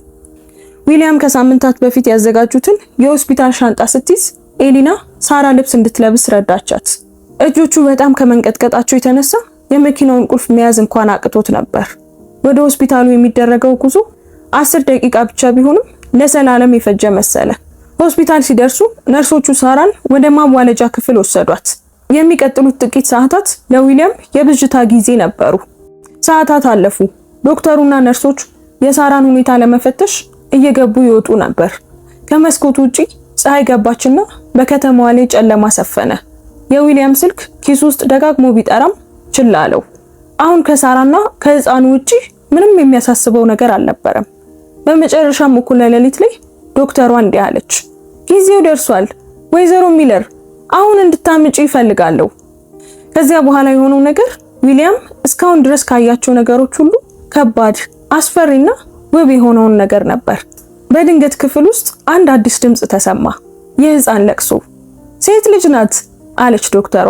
ትንሽዬ በደም የተጨማለቀችና የምታለቅስ ህፃን ከፍ አድርጋ አሳየች። ሴት ልጅ ወልዳችኋል። ዊሊያም እንባ ከፊቱ ላይ ሲፈስ ተሰማው። በፍጹም ሊያስቆመው አልቻለም። ጭራሹኑ አልሞከረም።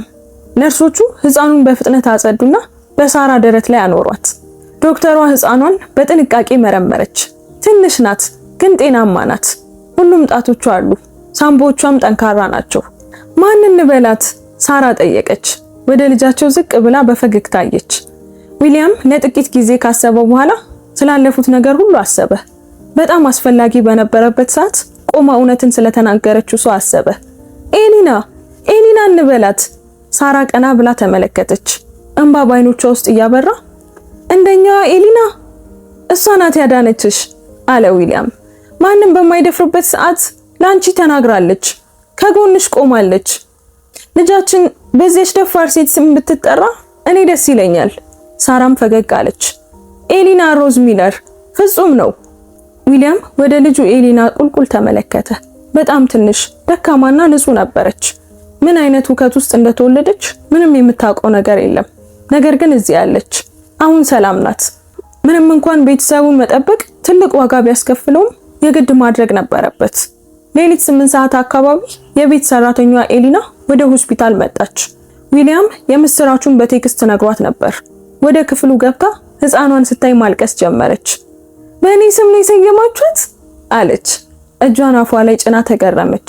ኤሊና ህፃኑን በጥንቃቄ ይዛ በቀስታ ታወዛውዝ ጀመር። ቆንጆ ናት፣ በጣም ቆንጆ። ለንግድ አጋሩ ሮበርት ደውሎ ስለ ህፃኑ ለመናገር ከክፍል ወጣ። ስልኩን ሲመለከት 23 የስልክ ጥሪዎችን አገኘ። 37 የጽሑፍ መልእክቶች። አብዛኞቹ ሳራ ምጥ እንደያዛት ከሰሙ የቤተሰብ አባላት የተላኩ ነበሩ። ህፃኑ ደህና መሆኑን ማወቅ ይፈልጉ ነበር። ነገር ግን ዊሊያም እናቱ የልጅ ልጇን እንድታይ ይፈቅድ እንደሆነም ለማወቅ ፈልገው ነበር። አንዱ መልእክት ግን ከሌሎች የተለየ ነበር። ከእናቱ የተላከ ነበር። ህፃኑ በጭንቀት ምክንያት ቀድሞ እንደመጣ ሰማው። ያ ደግሞ ያንተ ጥፋት ነው ዊሊያም። አንተ ነህ በቁጥጥር ባህሪ ያችን ልጅ አስጨንቀህ እዚህ ውስጥ እንድትገባ ያደረካት። አሁን ተደሰትክ? ይህ ሁሉ አልቆ እውነቱ ሲወጣ አንተ ምን አይነት ሰው እንደሆንክ ዓለም ሁሉ ያውቃል። ሁሉ ነገርህን ታጣለህ። ዊሊያም በደረት ውስጥ ንዴት ሲቃጠል ተሰማው። አሁንም እንኳን ልጁ በተወለደችበት ምሽት እንኳን እናቱ እሱን ማጥቃቷን አላቆመችም። ቁጥሯን ብሎክ አደረገው። ከዚያም ጨካኝ መልእክቶችን የላኩለትን የቤተሰብ አባላት በሙሉ ብሎክ አደረጋቸው። ራሱን ማስረዳት ሰልችቶታል። ምርጫዎቹን መከላከል ሰልችቶታል። ሰዎች እንዲረዱት መሞከር ሰልችቶታል። ከእንግዲህ ቤተሰቡን የሚደግፉ ሰዎች ብቻ በህይወታቸው ውስጥ ይኖራሉ። ሌሎች ግን የፈለጉትን ማመን ይችላሉ። የፍርድ ቤቱ ችሎት ከ2 ቀናት በኋላ ነው። ክሱ ገና አልተቋጨም። ቤተሰቡ አሁን ተከፋፍሏል። ነገር ግን ያ ምንም ግድ አይሰጠውም። ሳራና ትንሿ ኤሊና ለ2 ቀናት ሆስፒታል ቆዩ። በዚያ ጊዜ ውስጥ ዊሊያም ከጎናቸው አልራቀም። የህፃኑን ዳይፐር ቀየረ፣ እንዴት እንደሚጠቀለል ተማረ እና ሳራን እንድታጠባ ረዳት። በ3ኛው ቀን ዶክተሩ ወደ ቤት መሄድ እንደሚችሉ ነገራቸው። አስታውሺ አላት ዶክተሩ፣ እረፍት ያስፈልግሻል። ሰውነትሽ በጣም ከባድ በሆነ ነገር ውስጥ አልፏል። የደም ግፊትሽ አሁን ከሚፈልገው በላይ ከፍ ያለ ነው። ምንም ውጥረት አያስፈልግም። በደንብ ተኚ። የሆነ ነገር ከተሰማሽ ደግሞ ደውይልኝ። ዊሊያም በመኪናው መቀመጫ ላይ ተኝታ የነበረችውን ኤሊናን በየጥቂት ሰኮንዱ በመመልከቻ መስታወት ውስጥ እያየ በዝግታ ወደ ቤት ነዳ። ወደ ቤት ሲገቡ የቤት ሰራተኛዋ ኤሊና በአበባና በትልቅ ፈገግታ በሩ ላይ ትጠብቃቸው ነበር። እንኳን ደህና መጣችሁ አለች። ሳራ ከመኪና እንድትወርድ እየረዳቻት ነበር። ሾርባ ሰርቻለሁ፣ ሙሉ ቤቱን አጽድቻለሁ፣ ሁሉም ነገር ዝግጁ ነው። ዊሊያም ህፃኑን ይዞ ወደ ውስጥ ገባ። ቤቱ አሁን የተለየ ስሜት ነበረው። ጸጥ ያለ፣ ሰላማዊ። ትንሿ ኤሊና እስክትመጣ ሲጠባበቅ የነበረ ይመስላል። በዚያ ምሽት ዊሊያም ልጁ ተኝታ እያለች እያወዛወዛት ህፃናት ክፍል ውስጥ ተቀመጠ። ክፍሉ ለስላሳ ቢጫ ቀለም የተቀባና ነጭ መጋረጃዎች ያሉት ነበር። ሳራ በዝግታ እየተንቀሳቀሰች ወደ በሩ መጣች። መተኛት አለብህ እኮ አለችው። ለ3 ቀናት አልተኛህም። አይኖቼን በጨፈንኩኝ ቁጥር ስለ ነገው የፍርድ ቤት ችሎት አስባለሁ። ነገሮች ባይሳኩስ፣ ዳኛው ባያምነንስ ብዬ እጨነቃለሁ። ያኔ ደግሞ ያጋጠመንን ነገር እንደያመጣጡ እንጋፈጠዋለን አለች ሳራ አጠገቡ እየተቀመጠች ነበር። ነገር ግን ዊሊያም፣ ሁሉንም ነገር መቆጣጠር አንችልም። እኛ ማድረግ የምንችለው እውነቱን መናገር ብቻ ነው። ሳራ ራሷን በትከሻው ላይ አኖረች። ምንም ነገር ቢፈጠር እኛ አንዳችን ለአንዳችን አለን። እናትህ ይህንን ከኛ ሊነጥቁን አይችሉም። የችሎቱ ቀን ደረሰ እና ሁሉም ወደ ችሎቱ ክፍል ገቡ። ክፍሉ ዊሊያም ከጠበቀው በላይ ትንሽ ነበር። በአንዱ ጠረጴዛ ላይ እናቱ ውድ ልብስ ከለበሰ ረጅም ጠበቃ ጋር ተቀምጣ ነበር። ኤቭሊን እንደ ሁልጊዜው ውብ በሆነ ጥቁር ልብስና በእንቁ ጌጣጌጦች ተውባ ነበር። ዊሊያም ሲገባ እናቱ በቀዝቃዛ አይኖች ተመለከተችው። ፍቅር የለም፣ ሙቀት የለም፣ ንዴት ብቻ። ዊሊያም ከኤልዛቤት አጠገብ ተቀመጠ። እናቱ 15 ጫማ ርቀት ላይ ብትሆንም በተለያዩ ፕላኔቶች ላይ ያሉ መስለው ነበር። ተነሱ አለና የፍርድ ቤቱ አስከባሪ የተከበሩት ዳኛ ዊሊያምስ ገቡ። ጥቁር የለበሱ በእድሜ የገፉ ሴት ከፊት ለፊት ባለው ከፍታ ላይ ተቀመጡ። ግራጫ ፀጉራቸው ወደ ኋላ ታስሮ ነበር። አይኖቻቸውም ቁም ነገር የተሞሉ ነበሩ። ተቀመጡ አሉ ዳኛ ዊሊያምስ። ዛሬ እዚህ የተገኘነው ለቋሚ የእግድ ትዕዛዝ የቀረበው አቤቱታን ለመመልከት ነው። ከአመልካቾቹ ወገን እንጀምር። ኤልዛቤት ቆመች። አመሰግናለሁ ክቡር ዳኛ። ደንበኛዬ ዊሊያም ሚለር በእናቱ ኤቭሊን ሚለር ላይ በባለቤቱ ሳራ ሚለር ላይ ለሚፈጸመው ጥቃትና ትንኮሳ ቋሚ የሆነ የእግድ ትዕዛዝ እንዲሰጠው እየጠየቀ ነው። ኤልዛቤት ሁሉንም ማስረጃዎች አቀረበች። በሳራ አንጓ ላይ ያሉትን የቁስል ፎቶዎችን ማሳየች። የሳራ የደም ግፊትና ያለ ጊዜው መውለዷን የሚገልጹ የሆስፒታል መዝገቦችን አሳየች። የቤት ሰራተኛዋን የኤሊናን የምስክርነት ቃል የሚገልጸውን ጽሑፍ ጮክ ብላ ነበበች። ከዛም ኤልሳቤት ዊሊያም እናቱን ከተጋፈጠ በኋላ የሆነውን ትንኮሳ አስረዳች። የሐሰት የህፃናት ጥበቃ ሪፖርት፣ ክሱ፣ የቤተሰብ አባላትን ማጭበርበርና የማንነት ስርቆቱን ዘረዘረች። ዳኛው ዊሊያምስ በጥሞና እያዳመጡ ማስታወሻ ይይዙ ነበር። ኤልሳቤት ስታበቃ የኤቭሊን ጠበቃ ደግሞ ቆመ። ስሙ ሚስተር ሬኖልድስ ይባላል። ድምፁ በራስ መተማመን ስሜት የተሞላ ነበር። ክቡር ዳኛ ብሎ ጀመረ። እዚህ ያለነው በአሳዛኝ አለመግባባት ነው። ወይዘሮ ኤቭሊን ሚለር ባለቤታቸው ከሞቱ በኋላ ልጃቸውን ብቻቸውን ያሳደጉ ታማኝ እናት ናቸው። ለዊሊያም ስትል ትልቅ መስዋዕትነትን ከፍላለች። ብዙ እድሎችን እንዲያገኝ ብዙ ስራዎችን ሰርታለች። ሚስተር ሬኖልድስ ታሪክ እንደሚናገር ሰው በችሎት ውስጥ እየተንቀሳቀሰ ይናገር ነበር። አሁን ከነዚያ ሁሉ የመስዋዕትነት ዓመታት በኋላ ዊሊያም እናቱ የምትጨነቅላትን ሴት አገባ። ለጥላቻ አይደለም ክቡር ዳኛ፣ ነገር ግን ይህ ጋብቻ ፈጣን በመሆኑ በእውነት ስለተጨነቀች ነበር። የዊሊያም ባለቤት ስታረግዝ ወይዘሮ ሚለር ድጋፍ ለመስጠት ሞክራ ነበር። ለመርዳትና መመሪያ ለመስጠት ወደ ቤቱ ትሄድ ነበር። ያ እውነት አይደለም፣ ዊሊያም ለኤልዛቤት በሹክሹክታ ነገራት። ይጨርስ አለች ኤልዛቤት። በተራችን እንናገራለን። ሚስተር ሬኖልድስ ቀጠሉ። ነገር ግን የዊሊያም ባለቤት የወይዘሮ ሚለርን የመረዳት ሙከራ እንደ ጣልቃ ገብነት ተረጎመችው። ትንንሽ አለመግባባቶች ተጋነው ቀረቡ እና ዊሊያም ወደ ቤት ሲመጣ በሁለቱ ሴቶች መካከል ውጥረት ሲመለከት ወደ ድምዳሜ ደረሰ። ጠበቃው የራሱን ሰነዶች አወጣ። ክቡር ዳኛ፣ ወይዘሮ ሚለር ደጋስ፣ ለጋስና አፍቃሪ እንደሆኑ የሚገልጹ የ15 የቤተሰብ አባላትና ጓደኞች ምስክርነት እዚህ አለ። ሁሉም ይህ የእግር ትዕዛዝ ፍትሃዊ እንዳልሆነና ዊሊያም በባለቤቱ ተገፋፍቶ በገዛ እናቱ ላይ እንደጨከነ ይናገራሉ። ዊሊያም በደረቱ ውስጥ እንዴት ሲጨምር ተሰማው። የእናቱ ጠበቃ ለራሱ ማሰብ የማይችል ሞኝ እንደሆነ አድርጎ እያቀረበው ነበር። ዳኛ ዊሊያምስ ሰነዶቹን ተመለከቱ። ስለ ትንኮሳው ምን ይላሉ? የህፃናት ጥበቃ ሪፖርቱስ? ክሱስ? ከቤተሰብ አባላት ጋር ያለውስ ግንኙነት? ሚስተር ሬኖልድስ ፈገግ አለ። ወይዘሮ ሚለር የህፃናት ጥበቃ ሪፖርቱን ያደረገችው ስለ ምራቷ ደህንነት በእውነት ስለተጨነቀች ነው።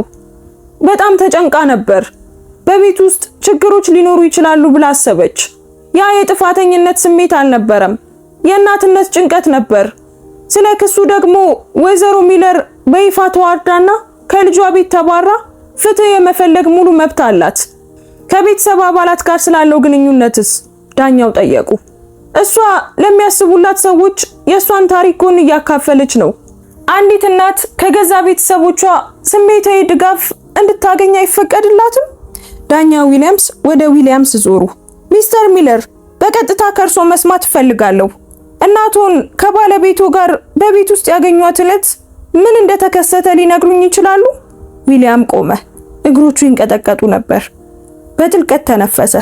ክቡር ዳኛ፣ ባለቤቴን ለማስደሰት ከንግድ ጉዞ ቀድሜ ተመለስኩ።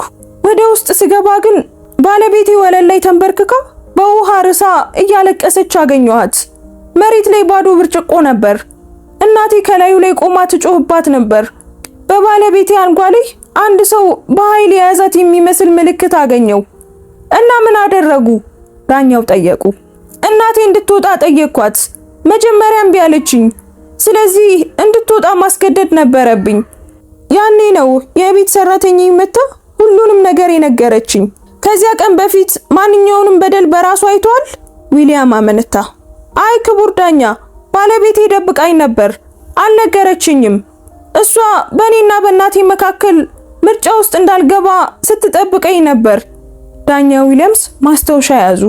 ሚስተር ሚለር፣ ከቤት ሰራተኛውና ከባለቤቱ ቃል ውጪ ሌላ ማስረጃ አሉት? የሆስፒታል መዝገቦቹ የባለቤቴን አደገኛ የደም ግፊት ያሳያሉ። ክቡር ዳኛ፣ ከጥቃቱ በመጣው ውጥረት ነው። ልጃችን ያለ ጊዜዋ እንድትወለድ አድርጓታል። እንኳን ለልጅ አበቃውት አሉ ዳኛ ዊሊያምስ። ነገር ግን ያለ ጊዜው መወለድ ብዙ ምክንያቶች ሊኖሩት ይችላሉ። ከፍተኛ የደም ግፊት የሚያሳዩ የሕክምና መዝገቦች ጥቃትን አያረጋግጡም። ጭንቀትን ሊያረጋግጡ ይችላሉ። ነገር ግን ያ ጭንቀት ከየት እንደመጣ በግልጽ አያሳዩም። ዊሊያም ተስፋው ሲሞት ተሰማው። ዳኛው አላመኑትም። ሚስተር ሬኖልድስ እድሉን ተጠቀመበት። ክቡር ዳኛ፣ የደንበኛዬ ልጅ ገና መወለዷን ልጠቁም እወዳለሁ። ህፃኑን እንድታይ እንኳን አልተፈቀደላትም። ባላደረገችው ነገር እየተቀጣች ነው እና በሐሰት ክሶች ምክንያት ከልጇ ጋር የምታሳልፋቸውን ውድ ጊዜያት እያጣች ነው። ክቡር ዳኛ፣ ኤልሳቤት በፍጥነት ቆመች። ወይዘሮ ሚለር ለደንበኛዬ አስፈሪ የጽሑፍ መልእክቶችን ልካለች። እንዲያቆሙ ተጠይቃ ደጋግማ ደውላለች። ለህፃናት ጥበቃ የሐሰት ሪፖርቶችን አድርጋለች። ይህ ትንኮሳ ነው። ወይዘሮ ቴይለር፣ ዳኛ ዊሊያምስ አቋረጧት። የህፃናት ጥበቃ ሪፖርቱ ሐሰት መሆኑን የሚያሳይ ማስረጃ አሉት? ምርመራው ምንም አይነት ችግር አላገኘም ክቡር ዳኛ። ከሌላ 30 ደቂቃ ክርክር በኋላ ዳኛ ዊሊያምስ ጸጥታ እንዲሰፍን እጃቸውን አነሱ። ውሳኔ የሚከተለው ነው። የችሎቱ ክፍል ጭጭ አለ። ዊሊያም ትንፋሹን ዋጠ። ወይዘሮ ሚለር፣ ዛሬ የቀረቡትን ማስረጃዎች በሙሉ መርምሬያለሁ። የቁስል ፎቶዎቹን፣ የቤት ሰራተኛዋን ምስክርነት፣ በነፍሰ ጡር ሴት ላይ የታየውን አደገኛ የጭንቀት መጠን የሚያሳዩ የሆስፒታል መዝገቦችን እና ከመጀመሪያው ክስተት በኋላ የታየውን የባህሪ ስርዓት፣ የሐሰት የህፃናት ጥበቃ ሪፖርትና መሰረተ ቢስ ክስን ጨምሮ ሁሉም በጣም ግልጽ የሆነ ምስልን ያሳያሉ። ዊሊያም በደረት ውስጥ ተስፋ ሲጨምር ተሰማው። የማየው ዳኛው ቀጠሉ፣ የማጭበርበር ስርዓትን ነው። ለልጁ በልጅነቱ መስዋዕትነት ከፍለው ሊሆን ይችላል። ነገር ግን ያ ባለቤቱን የመበደል መብት አይሰጡትም። መስዋዕትነት ማለት ባለቤትነት ማለት አይደለም። ልጁ አሁን የራሱ ቤተሰብ ያለው ጎልማሳ ነው እና የእርሶ ድርጊቶች ጎጂና አደገኛ ነበሩ። ማስረጃዎች እንደሚያሳዩት ከሆነ የእርሶ ድርጊቶች ወይዘሮ ሳራ ሚለርን ያለ ጊዜዋ እንድትወልድ በቀጥታ አስተዋጽኦ አድርገዋል። ለህፃናት ጥበቃ አገልግሎት የሐሰት ሪፖርት አድርገዋል። ይህ ደግሞ ወንጀል ነው። ይህ የእናትነት ጭንቀት አይደለም፣ ይህ ጥቃት ነው። ዳኛ ዊሊያምስ መዶሻቸውን አነሱ። ቋሚ የእግድ ትዕዛዙን ፈቅጃለሁ። ወይዘሮ ኤቭሊን ሚለር ከዊሊያም ሚለር፣ ከሳራ ሚለር እና ከልጃቸው ከባለቤታቸው ቢያንስ 500 ጫማ ርቀው እንዲቆዩ ታዟል። በቀጥታም ሆነ በተዘዋዋሪ በስልክ፣ በኢሜል፣ በጽሁፍ፣ በማንኛውም ማህበራዊ ሚዲያ ወይም በሌሎች ሰዎች አማካኝነት እንዳያገኟቸው ተከልክለዋል። ይህንን ትዕዛዝ መጣስ ወዲያውኑ ለእስር ይዳርጎታል። ኤቭሊን እየተንቀጠቀጠች ቆመች። ክቡር ዳኛ እባክዎን፣ ገብቶታል ወይ? ዳኛው በጥብቅ ደቀሙት። አዎን አለች ኤቭሊን። ድምጿ የሹክሹክታ ያህል ነበር። እንባ በፊቷ ላይ እየፈሰሰ ነበር። ነገር ግን የሐዘን እንባ ሳይሆን የቁጣ እንባ ነበር። በተጨማሪም አሉ ዳኛ ዊሊያምስ፣ የሐሰት የህፃናት ጥበቃ ሪፖርቱን ለወንጀል ክስ ወደ አቃቢ ህግ ቢሮ እየመራሁት ነው። ችሎቱ ተዘግቷል። መዶሻው በከፍተኛ ድምፅ አረፈ። ተጠናቀቀ። ዊሊያም የሰማውን ማመን አቅቶት ለጥቂት ጊዜ ደንዝዞ ተቀመጠ። ከዚያም ኤልሳቤት ፈገግ ብላ እጁን ያዘችው። አሸንፈሃል አለችው። ከክፍሉ ማዶ ያለችውን እናቱን ተመለከተ። ከጠበቃዋ ጋር ቆማ ነበር። ፊቷ በንዴት ተሞልቶ ነበር። በከፍተኛ ጥላቻ ተመለከተችው። ለቅጽበት ያህል አስፈራት። ከዚያም ዞር ብላ ከችሎቱ ወጣች። ጫማዋ የእብነ በረድ ወለሉ ላይ በንዴት ይጮህ ነበር። የእውነት ተጠናቀቀ? አሁን ተጠናቋል። የእግድ ትዕዛዙ ቋሚ ነው አለች ኤልሳቤት። ከእንግዲህ ወደ አንተ ወይም ወደ ቤተሰብ ልትጠጋ አትችልም። ከሞከረች ደግሞ ትታሰራለች። አሁን ሰላም ናችሁ? አይኖቹ በእንባ ተሞሉ። በጣም አመሰግናለሁ። ሳራ በሌላኛው በኩል የፍርድ ቤቱን ውሳኔ ሰምታ ማልቀስ ጀመረች። ትንሿ ኤሊናን ታቅፋ በሩ ላይ ቆማ ትጠብቀው ነበር። እያለቀሰችና ፈገግ እያለች ነበር። ዊሊያም ህፃኑን እንዳይጨምቃት ተጠንቅቆ ሁለቱንም አቀፋቸው። አሁን ሰላም ነን፣ ሳራ በመጨረሻም ተናገረች። አሁን ሰላም ነን።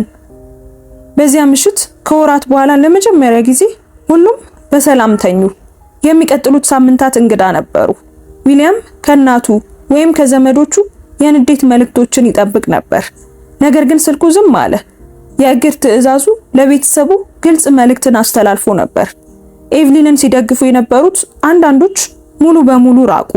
ዊሊያም ተሳስተዋል ብለው አመኑና የኤቭሊን ወገን መሆናቸውን ቀጠሉ። ዊሊያም እነሱን በማጣቱ አዘነ፣ ግን ደግሞ እፎይታም ተሰማው። የምወዳቸውን ሰዎች ከሚጎዳ ቤተሰብ ይልቅ ምንም ቤተሰብ ባይኖረኝ ይሻላል ብሎ አሰበ። ትንሿ ኤሊና በየቀኑ እያደገች ነበር። ፈገግ ማለት ጀምራለች። የእሷ ሳቅ ደግሞ በዓለም ላይ ካሉ ነገሮች ሁሉ ውብ ነበር። የሳራም ጤንነት ተሻሻለ። የደም ግፊቷ ወደ መደበኛ ተመልሷል። ፍርሃት በቀስታ ከዓይኖቿ ላይ እየጠፋ ነው። የቤት ሰራተኛዋ ኤሊና ከሰራተኛነት ባለፈ የቤተሰቡ አንድ አካል ሆናለች። ሳራ ስትተኛ ህፃኑን ትይዛለች፣ ምግብ ትሰራለች እና ሁለቱንም የሚያስቁ ታሪኮችን ትነግራቸዋለች። ከችሎቱ ከ6 ሳምንታት በኋላ አንድ ከሰዓት በኋላ የዊሊያም ቤት ደውል ተደወለ። ሲከፍተው የሳራ እናት ሩት አይኖቿ በእንባ ተሞልተው ቆመው በማየቱ ደነገጠ። ዊሊያም አለች ሩት በቀስታ። ልግባ? ዊሊያም አመነታና መንገዱን ለቀቀላት። ሩት ሳራ ከትንሿ ኤሊና ጋር ሶፋ ላይ ወደ ተቀመጠችበት ሳሎን ገባች። ሳራ እናቷን ስታይ በፍጥነት ቆመች። ማሚ፣ በጣም አዝናለሁ። ሩት ሄዳ በልጇ ፊት ላይ ተንበረከከች። የኤቭሊንን ውሸቶች አምኜ ነበር። ጥለሽኝ የሄድሽ መስሎኝ ነበር። ዊሊያም እየተቆጣጠረሽ መስሎኝ ነበር። ግን ስለ ፍርድ ቤቱ ጉዳይ ሰማሁ። እዚያ የነበሩ አንዳንድ ሰዎች ነገሩኝ። በጣም ተሳስቼ እንደነበር ተገነዘብኩ። ሳራም ማልቀስ ጀመረች።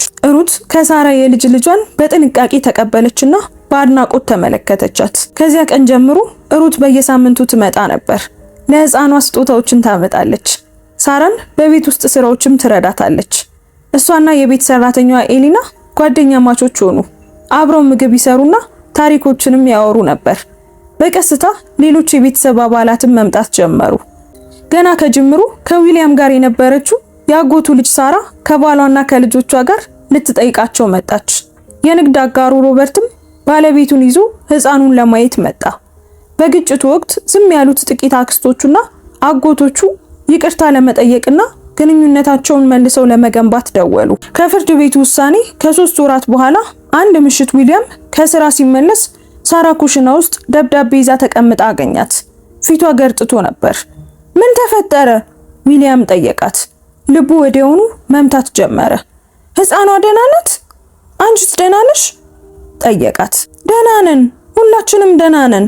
ነገር ግን ዛሬ ይህ ፖስታ መጣ። ከእናትህ የተላከ ነው። ዊሊያም ሆዱን ባርባር አለው። ምን ያደርጋል? ሳራ ደብዳቤውን ራሱ እንዲያነብ ሰጠችው። ዊሊያምም ተቀመጠና አነበበው። ውድ ዊሊያምና ሳራ፣ ይህን ደብዳቤ የምጽፈው ከስነ ልቦና ባለሙያ ቢሮ ሆኜ ነው። ላለፉት 2 ወራት በሳምንት 2 ጊዜ እዚህ እየመጣው ነው። ባለሙያዋ እንድጽፍላችሁ ነግራኛለች። ምንም እንኳን እናንተ ላታነቡት ወይም መልስ ላትሰጡኝ ትችላላችሁ፣ ግን መሞከር ነበረብኝ። ይቅርታ እንድታደርጉልኝ መጠየቅ አለብኝ። ለዛ ነው ይሄንን የምጽፈው። ይቅርታችሁ እንደማይገባኝ ያውቃለሁ። ሳራ፣ አንቺ ላይ ያደረኩት ነገር ጨካኝና ትልቅ ስህተት ነበር። ዊሊያም፣ አንተ ላይም ባደረኩት ነገር እናት ልታደርገው የማይገባት ሁሉ ነበር። ለወራት ያህል ለምን እንደዚህ እያደረኩ እንደሆነ ለመረዳት ከባለሙያ ጋር ስወያይ ቆይቻለሁ። ባለሙያዋ ማየት የማልፈልገውን ነገር እንድመለከት ረዳችኝ። ዊሊያም፣ አንተን እንዳላጣ ፈርቼ ነበር። አባትህ ሲሞት አንተ የኔ ዓለም ሆነህ ነበር። ሌላ ሰውን ከወደድክና ከሌላ ሰው ጋር ከቆምክ እኔን እንደምትረሳኝ አሰብኩ። ያ ፍርሃት ደግሞ ወደ ንዴት ተቀየረ። ያ ንዴት ደግሞ ቀስ በቀስ ወደ ጭካኔ ተቀየረ። ሳራ፣ አንቺን ለማራቅ የሞከርኩት አንቺ ከሌለሽ ዊሊያም እንደገና እኔን ይፈልገኛል ብዬ ስላሰብኩኝ ነው። ተሳስቼ ነበር፣ በጣም ተሳስቼ ነበር። ዳኛው ትክክል ነበሩ። መስዋዕትነት ማለት ባለቤትነት ማለት አይደለም። ዊሊያምን ስላሳደግኩ የኔ ነው ማለት አይደለም። እሱ የራሱ ቤተሰብ አለው። እኔም ለማጥፋት ከመሞከር ይልቅ ደስ ሊለኝ ይገባ ነበር። አሁን ከባለሙያ ጋር እየሰራውና ራሴን ለማሻሻል እየሞከርኩ መሆኑን ልነግራችሁ ፈልጋለሁ። ነገሮችን መልቀቅን እየተማርኩ ነው። እናንተን ወይም ሕፃኑን ለማየት እየጠየቅኩኝ አይደለም። አሁን ያ መብት እንደሌለኝ ያውቃለሁ። የእግር ትዕዛዙን እንድታነሱም አልጠይቅም። ደህንነት እንዲሰማችሁ ፈልጋለሁ። ያን እረዳለሁ። በቀላሉ በእውነትና በጥልቀት ማዘኔንና የተሻለ ሰው ለመሆን እየሞከርኩ እንደሆነ እንድታውቁልኝ ፈልጋለሁ። ከ5 ወይም ከ10 ዓመት በኋላ በህይወታችሁ ውስጥ ለመመለስ በቂ ተለውጫለሁ ብላችሁ ካሰባችሁ በቃላት ሊገለጽ የማይችል ምስጋና ይኖረኛል። ያ ቀን ባይመጣም እንኳን እረዳለሁ። የምርጫዬን ውጤት ይዤ እኖራለሁ። ኤሊና ጤናማና ደስተኛ እንደሆነች ተስፋ አደርጋለሁ። ሳራ፣ ከደረሰብሽ ነገር ሁሉ እንዳገገምሽ ተስፋ አደርጋለሁ። እናም ዊሊያም፣ ምንም ቢሆን እናትህ እንደምትወድህ እንድታውቅ ፈልጋለሁ። ዝም ብዬ በስህተት መንገድ ሄጄ ነበር። እናትህ ኤቭሊን። ዊሊያም ደብዳቤዎቹን አጥፎ አስቀመጠው። እጆቹ ይንቀጠቀጡ ነበር። ምን ይመስልሃል? ሳራ ጠየቀች። አላውቅም። የሆነ የአካሉ ክፍል በእውነት እየተለወጠች እንደሆነ ማመን ይፈልጋል። ሌላኛው ክፍል ደግሞ ያደረገችውን ሁሉ ያስታውስና ሌላ የማጭበርበሪያ መንገድ ሊሆን ይችላል ብሎ ያስባል። ከባለሙያ ጋር እየሰራች ነው፣ ሳራ ተናገረች። ጥሩ ነው። ለጥቂት ጊዜ ካሰቡ በኋላ በመጨረሻም ሳራ እንዲህ አለች። እኔ እሷን ለማየት ዝግጁ አይደለሁም። ምናልባትም መቼም ዝግጁ አልሆን ይሆናል፣ ግን እርዳታ በማግኘቷ ደስ ብሎኛል። ለኛ ሳይሆን ለራሷ። እኔም ዊሊያምም ተስማማ። እና ምናልባት አንድ ቀን በእውነት ከተለወጠች፣ ለአመታት የተለየች መሆኗን ካረጋገጠች፣ ምናልባት ያኔ ስለ ውስን ግንኙነት እናወራ ይሆናል። አሁን ግን መልሱ አይ ነው። እኛ ቤተሰባችንን መጠበቅ አለብን። ቤተሰባችንን ሳራ ደገመችው። ትንሽ ፈገግ አሉ። ዊሊያም ደብዳቤውን አጣጥፎ መሳቢያ ውስጥ አኖረው። አልጣለውም፣ ግን መልስም አልሰጠም። የእግድ ትዕዛዙም እንደጸና ይቆያል። ድንበሮች ጥብቅ ይሆናሉ። የእናቱ ይቅርታ አንድ እርምጃ ነው፣ ግን ደግሞ የመጀመሪያ እርምጃ ብቻ ነው። እውነተኛ ለውጥ ጊዜ ይወስዳል፣ ምናልባት ዓመታት። እና ዊሊያም በቃላት ብቻ የባለቤቱንና የልጁን ደህንነት ለአደጋ አያጋልጥም። ተግባር እጅግ አስፈላጊ ነው፣ ጊዜ አስፈላጊ ነው፣ ማስረጃም እንደዛው። ለጊዜው መልሱ አይ ነው፣ ነገር ግን በሩ ለዘላለም አልተቆለፈም። ዝም ብሎ በጠንካራ ቁልፎች ብቻ ተዘግቷል። ምናልባት እናቱ ካገኘችው አንድ ቀን ሊከፈት ይችላል፣ ወይም ደግሞ ለዘላለም ተዘግቶ ሊቀር ይችላል። ያም ቢሆን ችግር የለውም። ውድ ቤተሰቦቻችን የዛሬው ታሪካችን ይህንን ይመስል ነበር። እስኪ እንዴት አገኛችሁት? ምንስ ተማራችሁበት? ኮሜንት ላይ ሐሳብ አስተያየታችሁን አስቀምጡልን። እዚህ ድረስ ካያችሁትና ከጨረሳችሁት ጨርሼዋለሁ ብላችሁ ጻፉልን። ታሪኩ ለሌሎች ለብዙ ሰዎች እንዲደርስና እንዲማሩበት በደግነት ላይክ እና ሼር አድርጉት። እንደዚህ አይነት አስደናቂ ታሪኮችን በየቀኑ የምናቀርብበትን የዩቲዩብ ቻናላችንን እስካሁን ሰብስክራይብ ካላደረጋችሁ አሁኑኑ ሰብስክራይብ በማድረግ ቤተሰባችንን ተቀላቀሉ። እናመሰግናለን። እንወዳችኋለን። ቸር ቆዩን።